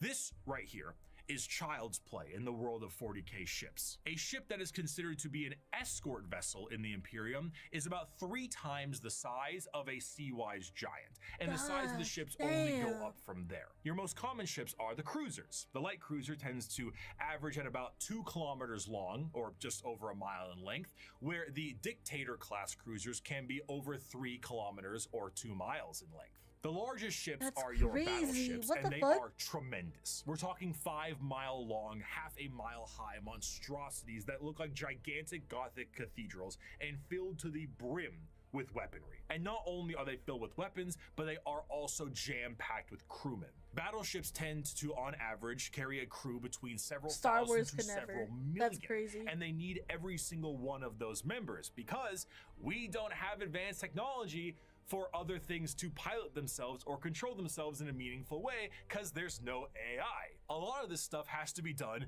manually. Even the reloading of those giant batteries is a form What of the manual fuck? labor. And of course, generally speaking, gliding through the stars is a very slow way to do things. And let's be honest, there can't be a science fiction setting without some form of hyperspace travel. This form of travel in 40K is less like going to Plaid in Spaceballs and more like going into Davy Jones' zipper dimension in SpongeBob. Oh, now what? I suppose you're gonna show me. Oh, gee, that's very nice. Oh, what is this? Some kind of magic act? Oh shit. Yeah, I remember this episode. Oh hell This is no. because it utilizes Hell the no. immaterial warp to do so. Warp travel is handled by a navigator, which is an abhuman. It's a mutated human, don't worry about it. And they have a gene that gives them a third eye and the ability to help steer the ship through the warp, which, as we know, is hell itself and unreality. Now, this might sound exceptionally dangerous, and that's because it is. Yeah. Now, the ship does have protection in the form of a Geller field, though. Originally, I assumed the Geller field is what you think it is. Yeah. A large force field stopping all manner of horrible things, like demons from the warp tearing apart your ship. How wrong I was, though. Oh, So really? space travel through the warp basically involves riding on the Sea of Souls. Hell is real and you can surf on it. So you allow the current to carry you and the navigator to direct. But how can a current of souls and unreality carry you when it doesn't obey the laws of physics, time, or, again, reality? What Yeah. a Geller field is not a force field, but a comatose imperial psyker dreaming of reality. It is not a bubble. It is a force of reality being projected by mutant sleeping beauty to counteract the unreality of the warp that you can then surf on. This, of course, is not a foolproof method of travel, Yeah. and Geller fields can and do collapse fairly regularly. Being subjected to the warp itself without this Geller field is a terrifying prospect. In the best case scenario, your ship will be torn to shreds. But there my are countless God. instances of ships being thrown out of the warp randomly throughout time itself. You leave for a 2-day mission and you come back 90 years in the past. Maybe you feel like you're lost in the warp for a century and it's only been 45 minutes. And that is only if the waves of souls don't rip your ship apart or have demons arrive on it to do unspeakable things to the crew. The Imperial Navy is an astronomically powerful force for the Imperium because the sheer volume of ships and guns on those ships create firepower that can sunder planets. This is all juxtaposed with the sheer backwater nature of these ships. While they are manned by crews of zealots, they are also operated with such a backwater tech, it completely confuses the reader. You see the long batteries of portside cannons that the ship has, and remember that AI is heresy in this world and that all the mechanics are utilized by lobotomized slaves. So how do they load these? Well, they have gun gangs, massive gangs of hundreds of people manually loading these cannons. These are genuine gun loader gangs that get into gang wars and squabbles. On the ship's bridge, you may find the captain himself hardwired directly into the ship's chair permanently to control it the best they can. Giant screens of hololith data fill the room, and sensors across the ship are just as likely to tell you information as a serf running up to you with a scroll. I just have to say, this is the most complicated way and form of travel I think I've ever heard of in a science fiction like world and reality. Like, why? Why does it have to be like, I get it, AI bad, ew, but like, god damn, dude. All I can think is, god damn. Like, why? I get it, but I don't get it. It's so complicated. And to like think, like, having to think of all these processes and ways to do it is insanity.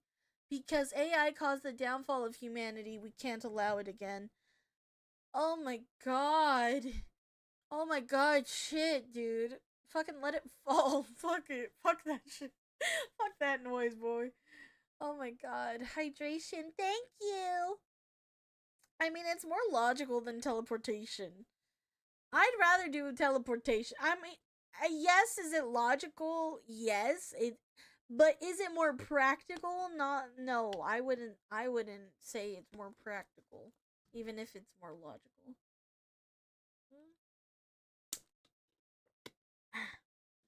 The Men of Iron were no joke. AI was basically ballistic, so now we deal with this mess. That's crazy, bro. That's crazy. I can't believe that. I cannot believe that. Depends on the type of teleportation. Yeah, I guess so. I don't know. I don't like this way of teleportation or transportation. All of parchment is. You reach to a microphone to shout orders down a hallway as paper readouts tell you information of the enemy, and holy sigils and candlelit incense burners gleam your next move. While the Imperial Navy faction of the Imperium. Shit, sorry, never mind. And format of this video, it is what shepherds around the entirety of its armed forces. Every Space Marine Primarch had a flagship, and every strike cruiser and battle barge has a story to tell. But if there is a single thing that the Shield of the Navy does the best, it is to help support and supply the monumental forces of the Imperium. The hammer of the Emperor himself, the uncountable men and women of the Imperial Guard. I don't care if these things have adapted to resist our las guns. If we can't kill them with our rifles, then we'll kill them with heavy bolters. And if we can't kill them with heavy weapons, we'll use grenades. And if grenades don't work, then we'll fight them with our swords and our knives and our bare hands. We'll drown them in our blood. That's what it means to be a soldier of the Imperial Guard. Now follow me. Charge! There is no better symbol of the might of the Imperium itself than the Astra Militarum, or as it is commonly known, the Imperial Guard. Though the Space Marines take the glory and stand as the visual representation of the Imperium, their numbers are dramatically thin and specialized in comparison. To reclaim 1,000,000 worlds, you need a countless number of troops willing to fight and die for your cause. The Imperial Guard represents the Imperial truth made manifest. Every year, the worlds of the Imperium pay a tithe in the form of soldiers to fight the good fight of the Emperor, and this number is impossible to pin down. Even saying billions would be a dramatic understatement. The sheer volume of soldiers serves as the fundamental backbone of the Imperium. 99.9% of battles fought by the Imperium are fought by the sundering might of the Imperial Guard. With the knowledge that the Space Marines are essentially sentient tanks, what do the members of the Imperial Guard have? If they're the might of the Emperor himself, are they not suited up in a similar way? No.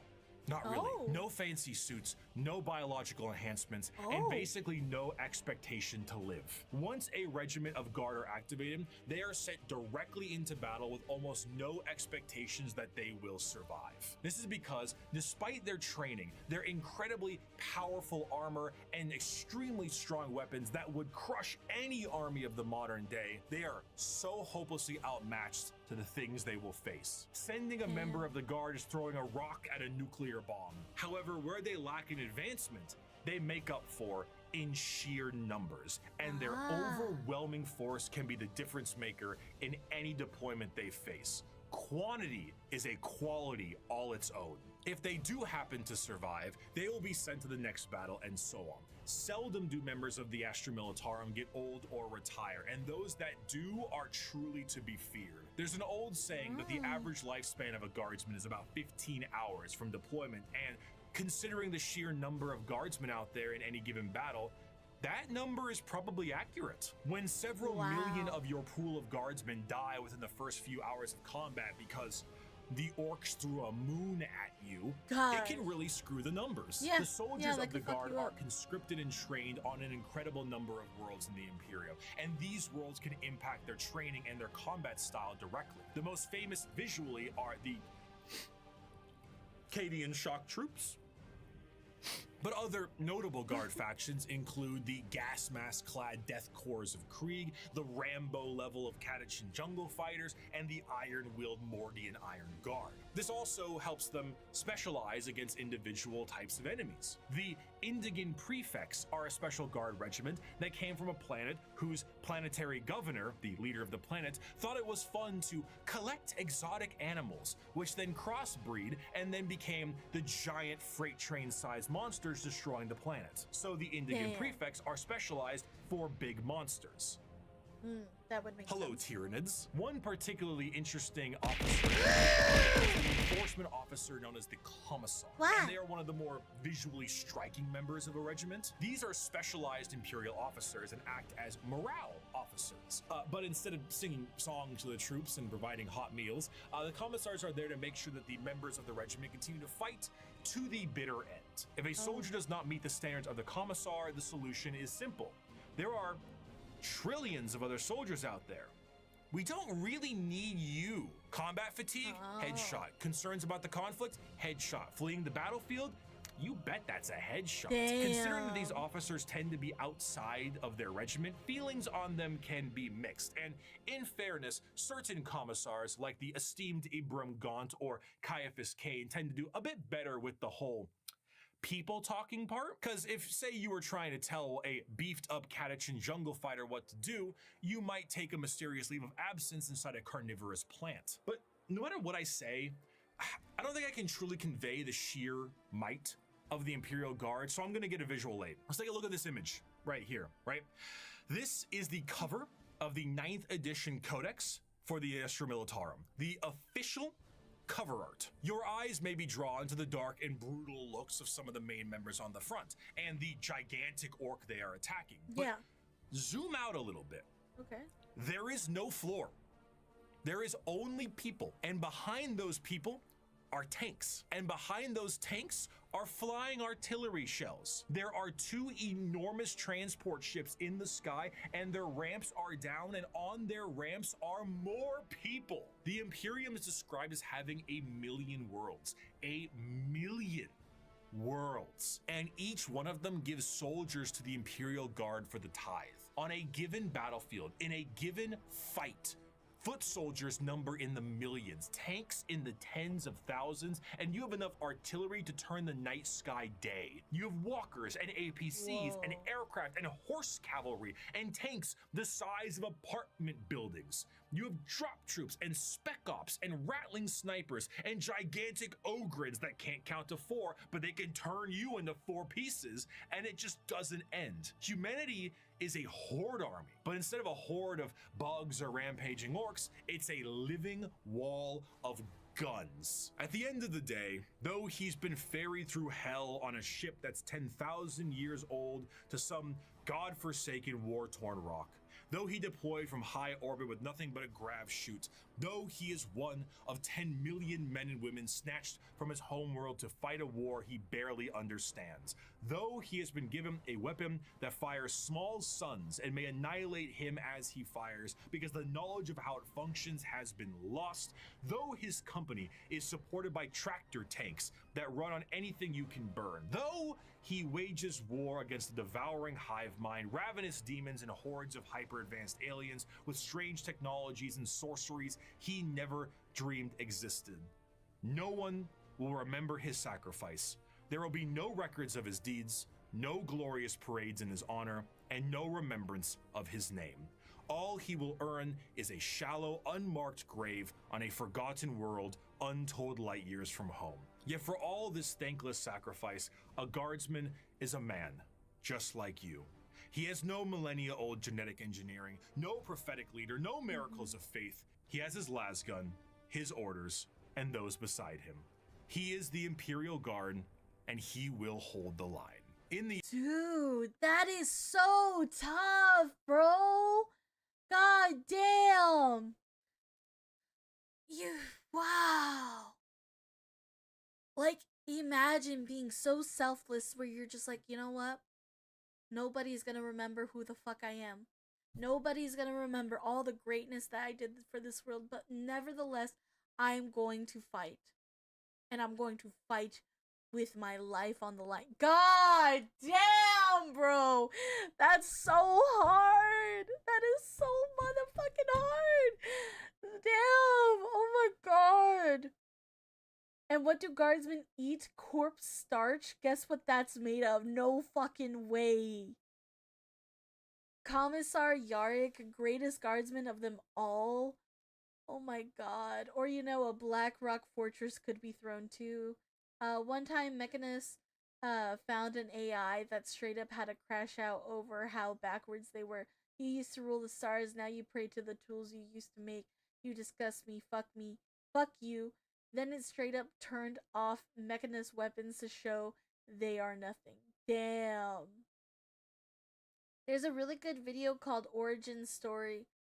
Oh, Ogarin Story. It's about 10 minutes long and is the story of a single Cadian Ogarin soldier. Ogarin aren't smart, but they are some of the goodest boys of the Empire. Oh my god. The Men of Iron were no joke. AI went absolutely ballistic, so now we deal with the mess. Got it. Damn, dude. That's so fucking tough, dude. I love how strong Warhammer 40K is. Like, it just has this other level of strength and determination. Like, it doesn't just view strength in one mindset.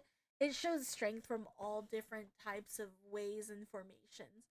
And each, like, version of strength can overdo another. Like, it's so fucking badass, dude.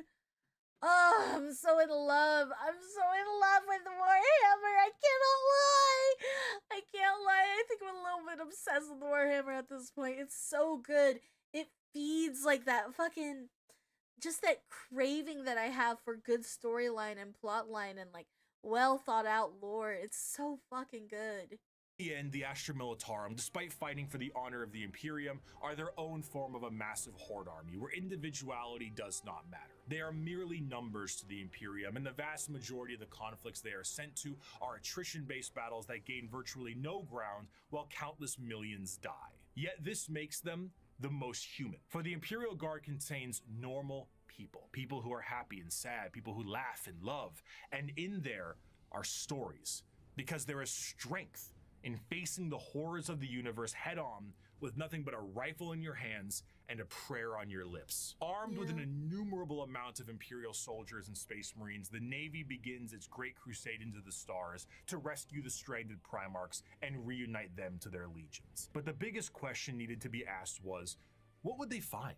The Age of Strife lasted for thousands of years. If a civilization was still alive out there in the galaxy, what would they be like? The technological advancements of humanity prior to and during the Dark Age technology was unfathomable. It allowed them to spread through the galaxy with ease and allowed them to settle once inhospitable planets. These branches of humanity were provided with the vast knowledge of human creations and were given gigantic machines to make arduous labor and ease. The spreading of these massive colony ships was known as the Long March, and these ships would be retrofitted into settlements upon arrival to their new homes. Accompanying them were the gigantic pieces of farm equipment that served multiple purposes and the specialized pilots that could maintain them. They were not only able to tend the fields and do labor, but when interstellar communication was cut off, they also did a great job at protecting the colonists against both threats demonic and alien. Because of the significance of these machines, those that could pilot them were powerful enough to be considered leaders, and the upkeep and preservation of the machines and the lineage of those who could pilot them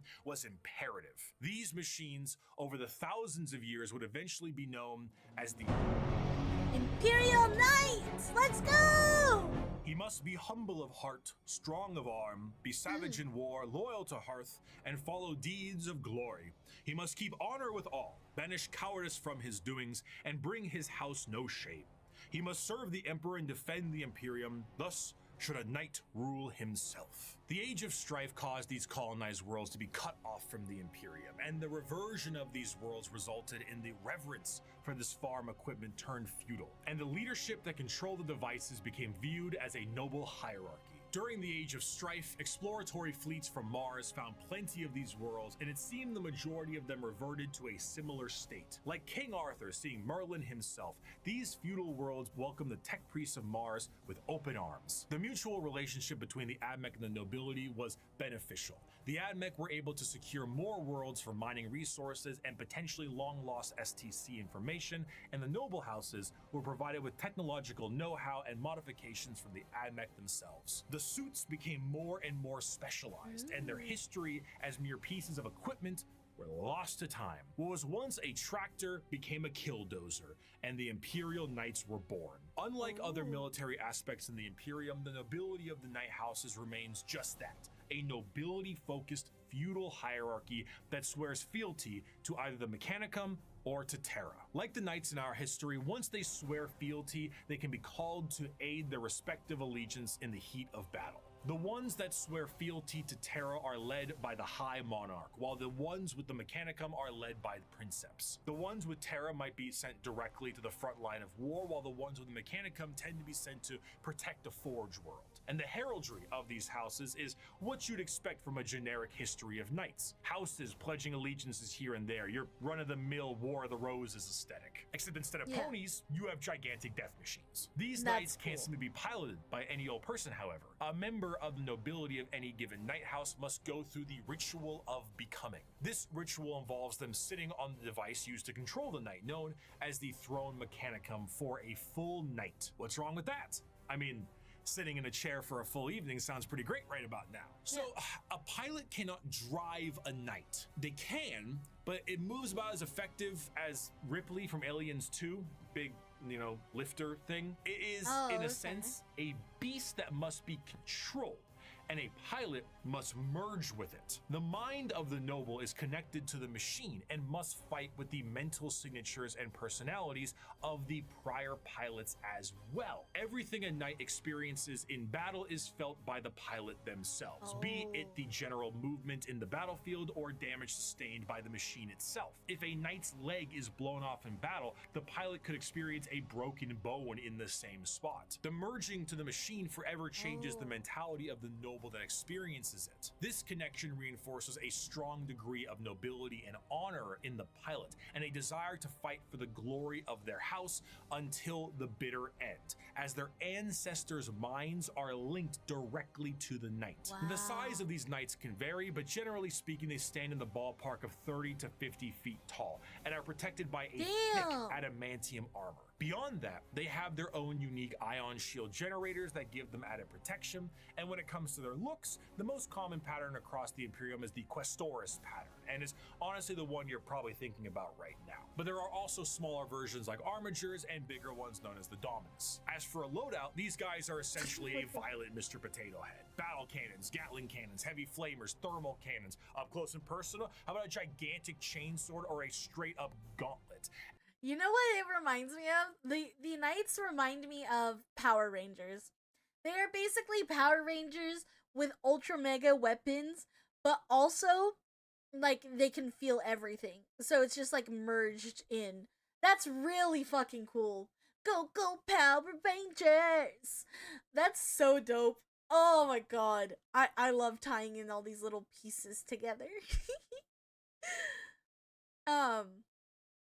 I like the Knights. The Knights are badass. What are you guys saying? Knights and Titans are 100% my favorite Imperial factions. Same, literally my biggest armies. Careful falling in love with Warhammer 40K. It's expensive. Well, you heard it. Next week we paint models. I literally went to Hobby Lobby kind of low-key hoping and wishing that they had Warhammer 40K stuff. They didn't. I was upsetty spaghetti. Better than Funko Pops, agreed. Depending on the model, a single model can cost $160, bro. That's a lot. 3D printer time. Nights, my boys. All right, everyone, have a good night. Goodbye, M-Walk. Good night, sweet dreams. Let's see. The Rangers also feel through their Zords. Oh, you're right. They do. The pilots needing to be deemed worthy by their predecessors is so sick. 1000%. Knights are cool, but I prefer the little guys. Yeah, okay. Hi, Plague. Hi. Damn. They go fucking hard. I'm so excited. And for that empty spot up top, screw it. More autocannons. Maybe add some missiles. Whatever you can do to missile make time. it as over the top as possible, you gotta do it. A squire serves a knight serves a lord serves a baron, and a baron serves a monarch. So who does the monarch serve? He serves every subject, from the rudest serf to the members of the court. Ooh. Chivalric fealty, when ideally practiced, is not a pyramid, but a circle. Ironically, on the surface, night worlds themselves are one of the least grimdark settings in the galaxy. Reverting to an ancient time with knights and peasants is almost an escapism from the techno hell of the modern Imperium. But this, of course, doesn't make it great for everyone. It sounds fun on paper to play a game of knights, but it's not so fun when you're the peasant of that world. For the knights themselves, the knights give their entire lives to the Throne Mechanicum, and their reality is not their own, as they have to hear the voices of thousands of generations of their ancestors controlling their actions and their lives for as long as they live. It's a strange dichotomy. When it comes to Warhammer, most to all jobs tend to be terrible. However, if there was one that could be considered enjoyable, it would be the pilot of a knight, or a princeps of their larger cousins. While it does contain an egregious amount of hardship to be a knight pilot, you do enjoy a wealth of privilege. A knight pilot is often an asshole who can back it up. The rich noble that, despite his braggadocious behavior, is still very much him, and he will continue to be him. But knights are not the only thing that the Imperium found lost in the stars during their Great Crusade. Due to the circumstances of the age. Thank you so much, Sly Foxy, for the follow! Welcome! Hello! Welcome to the True Me Army. There's a series called Star Wars vs 40K, all made by one guy, and it's amazing. Would not recommend if you are new to the 40K universe, but the contrast is fun to see. Bet! Say less! Once I learn more, I'm sure there's gonna be a lot of cool projects and things to look at. But I'd love to react to that once I get more in depth and more in detail with Warhammer and kind of get my feet sunk into the ground. I'll keep you posted since I leave tomorrow. Be safe tomorrow, Plague.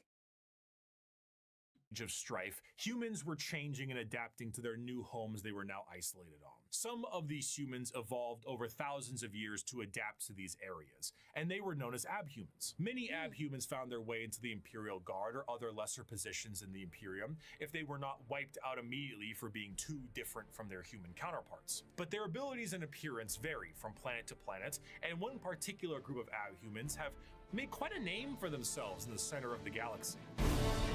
Oh, the leaves of... The origins of what No, will be no. known as the Kin start at some point during the Dark Age technology, where their ancestors left a planet that is very much Terra and went to the galactic core to mine it of its resources. They brought along with them everything that they would need for a long-term stay, most important of which were the incredible AI-based supercomputers. Be it guidance, technical or philosophical, schematics, or the ability to upload the memories of a deceased explorer to gather information from them, these computers became an essential part of their everyday life, especially considering that the galactic core is one of the most inhospitable places in the galaxy. It is an exceptionally star-dense location full of abnormalities, black holes, and sentient hostile nebula. Whatever that last part means, it is not a safe and easy place to make a living, and this only got worse thanks to the warp storms during the Age of Strife. In order to adapt to this area, these travelers perfected a genetic makeup that made their future clones to be more adept to the area. These future clones would be shorter and more robust than their ancestors, and the need to procreate would be unnecessary because why risk messing up a good employee when you can just make a new one? These would be known as the Squats, and they would all die, except for when they didn't. And now they are known by a different name. Most void-faring races have at least one cautionary tale of foolish explorers vanishing amidst its blazing stellar nurseries and strange anomalies. Yet for the leagues of Voton, the galactic core has been home now for millennia. These squat humanoids would begin to establish themselves in the core, and their goals would be the same as their ancestors. Rock and stone! But like, actually kinda, yeah. Whenever one of them would die, they would know that that sucker would need to be uploaded to the machines like their forefathers did. But the original purpose of these machines was lost to time. What was once a technical resource for them turned into a ritual known as joining the ancestors. And the fact that they were clones at this point meant that the same copy of the same individual would be uploaded countlessly. The sheer overuse of these computers and the repeated uploading of redundant data has turned these once powerful supercomputers into your parents' computer after you installed LimeWire on it, and whose 50 Google Chrome tabs definitely contain information they will return to one day. So much corruption that these computers began to develop the makings of a personality of their own. These would be known as the Voton, and the Kin, this dwarf-like abhuman of humanity, would revere them. The Voton still operate to this day, but the volume of corruption have made anything outside of their very basic functions highly unpredictable. They may not answer a question for centuries at a time, and if they do provide an answer or data, it has become so corrupted and so incongruent that it takes a literal Kin wizard to comprehend it. The Kin, much like the dwarves of fantasy, exist nowadays as a mercantile species that constantly work to mine and manufacture. However, their capitalistic desires are dangerous. The biggest crimes a Kin can face are being lazy, unproductive, and breaking a contract. Stellar conflicts have broken out over hundreds of years due to the breaking of a deal. So if you signed a contract with a Kin, you best stick to it. Because of this, the Kin have been known to interact with other species in a fairly common manner. This includes humanity, who have met various members of the Kin multiple times but constantly considered them to be all a different species. Famously, the Imperium noted that the Kin they referred to as the Squats were their own species and were wiped out by the Tyranids. Little did they know, they were still around. The Kin are acutely aware of two things. The first is that the humans of the Imperium are deeply terrified of technology, so the sheer existence of the Voton is a secret as well as the truth. This extends also to the Iron Kin, sentient robots that are treated in the same esteem of flesh and blood kin because kin is kin. The second thing they are aware of is where they're from.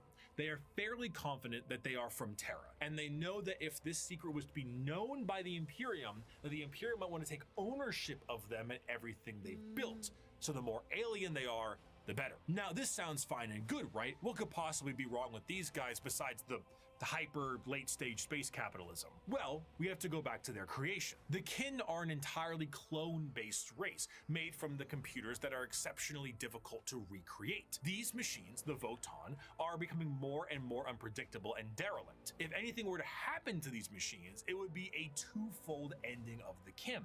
New kin cannot be reproduced, reducing their numbers, and the existing kin would have no further purpose because the end that awaits them would be non-existent. The horror of the kin civilization is that the entire purpose of their lives is to do the best they can at their duty and upload all they know to the Voton, their ancestor cores, join their ancestors. But doing so is actually the thing that is killing these supercomputers in the first place. The ancestors were dead, but through the first truths, their legacy continued. And though their eyes had shut long ago, indeed the ancestors were watching, not with a gaze from eons gone, but with the eyes of every living kin. Each generation was the embodiment of the ancestors cast anew by the Voton.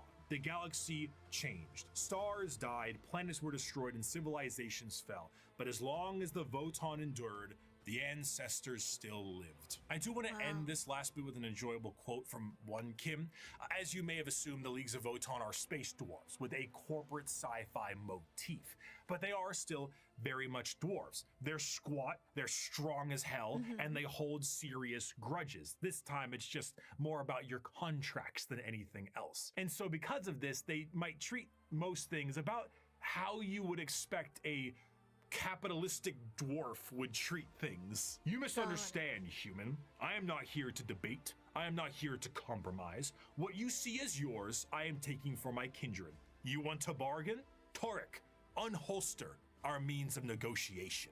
As the Great Crusade continued, humanity would find their missing Primarchs, reestablish the locations of all of their various worlds, and finally reclaim what the Emperor was always hoping for. But eventually, all the Emperor sought to build would be his undoing. His original attempt to have all of the Primarchs lead his great armies and usher humanity into the better ages would end up crumbling down. And we will learn about how the Imperium backslides and the horror of the modern day of 40K in part 2. I will see you very soon. Thank you so much for watching. Thank you.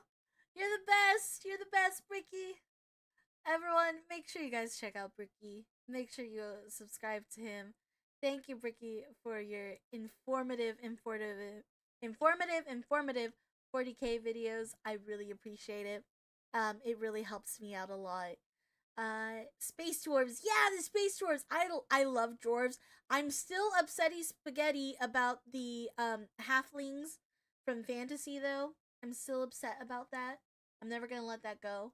Okay, the video is close to finishing, so I'm gonna tap out and enjoy the stream. I have a good night. Good night, snowman. Sweet dreams, precious. And now to wait 6 months for part 2. It's okay. I could wait. I could wait for 6 months. Kin is kin. Kin is kin. Exactly. Will you do the Space Marine chapters? I don't know. Probably. I don't know. I don't know how to do them. If somebody could give me links in the Discord for eventually doing that, I could totally do them. If there's videos on them, I shall do them. For context, the squats was early the 40K dwarves before GW cut them out because they were becoming stereotypical dwarves of fantasy. The Leagues of Votons are the new addendum to the 40K. Got it. That's so cool. Thank you for your fun reaction. Thank you for being here. I appreciate it. Listen, I was not expecting the entire stream to be on this one singular video, but I enjoyed it nonetheless. I had fun. It was great. The real April Fool's joke was thinking this would be uploaded on time. We sure do love rendering issues on a 2-hour-long video. Yeah, that's tough. That's really tough. I do have other videos that I wanted to do, but we won't do today. We will do these another day. So I think I'm gonna call it there. Oh, why? Why did my model just glitch out like that. Even my model's tired, bro. Why? Hello? Hello? Okay, there we go. There we go. I can see myself again. Thank God. All right. Let's go into here. We're going to go in and raid somebody. But YouTube, thank you so much for being here. Thank you for supporting me. Thank you for being around. I appreciate you a ton. An absolute ton. Thank you guys for having fun with me. I will see you guys YouTube probably Monday. I don't know. We'll see. We'll find out. Have a great night. Have a great day. Have a great rest of your time.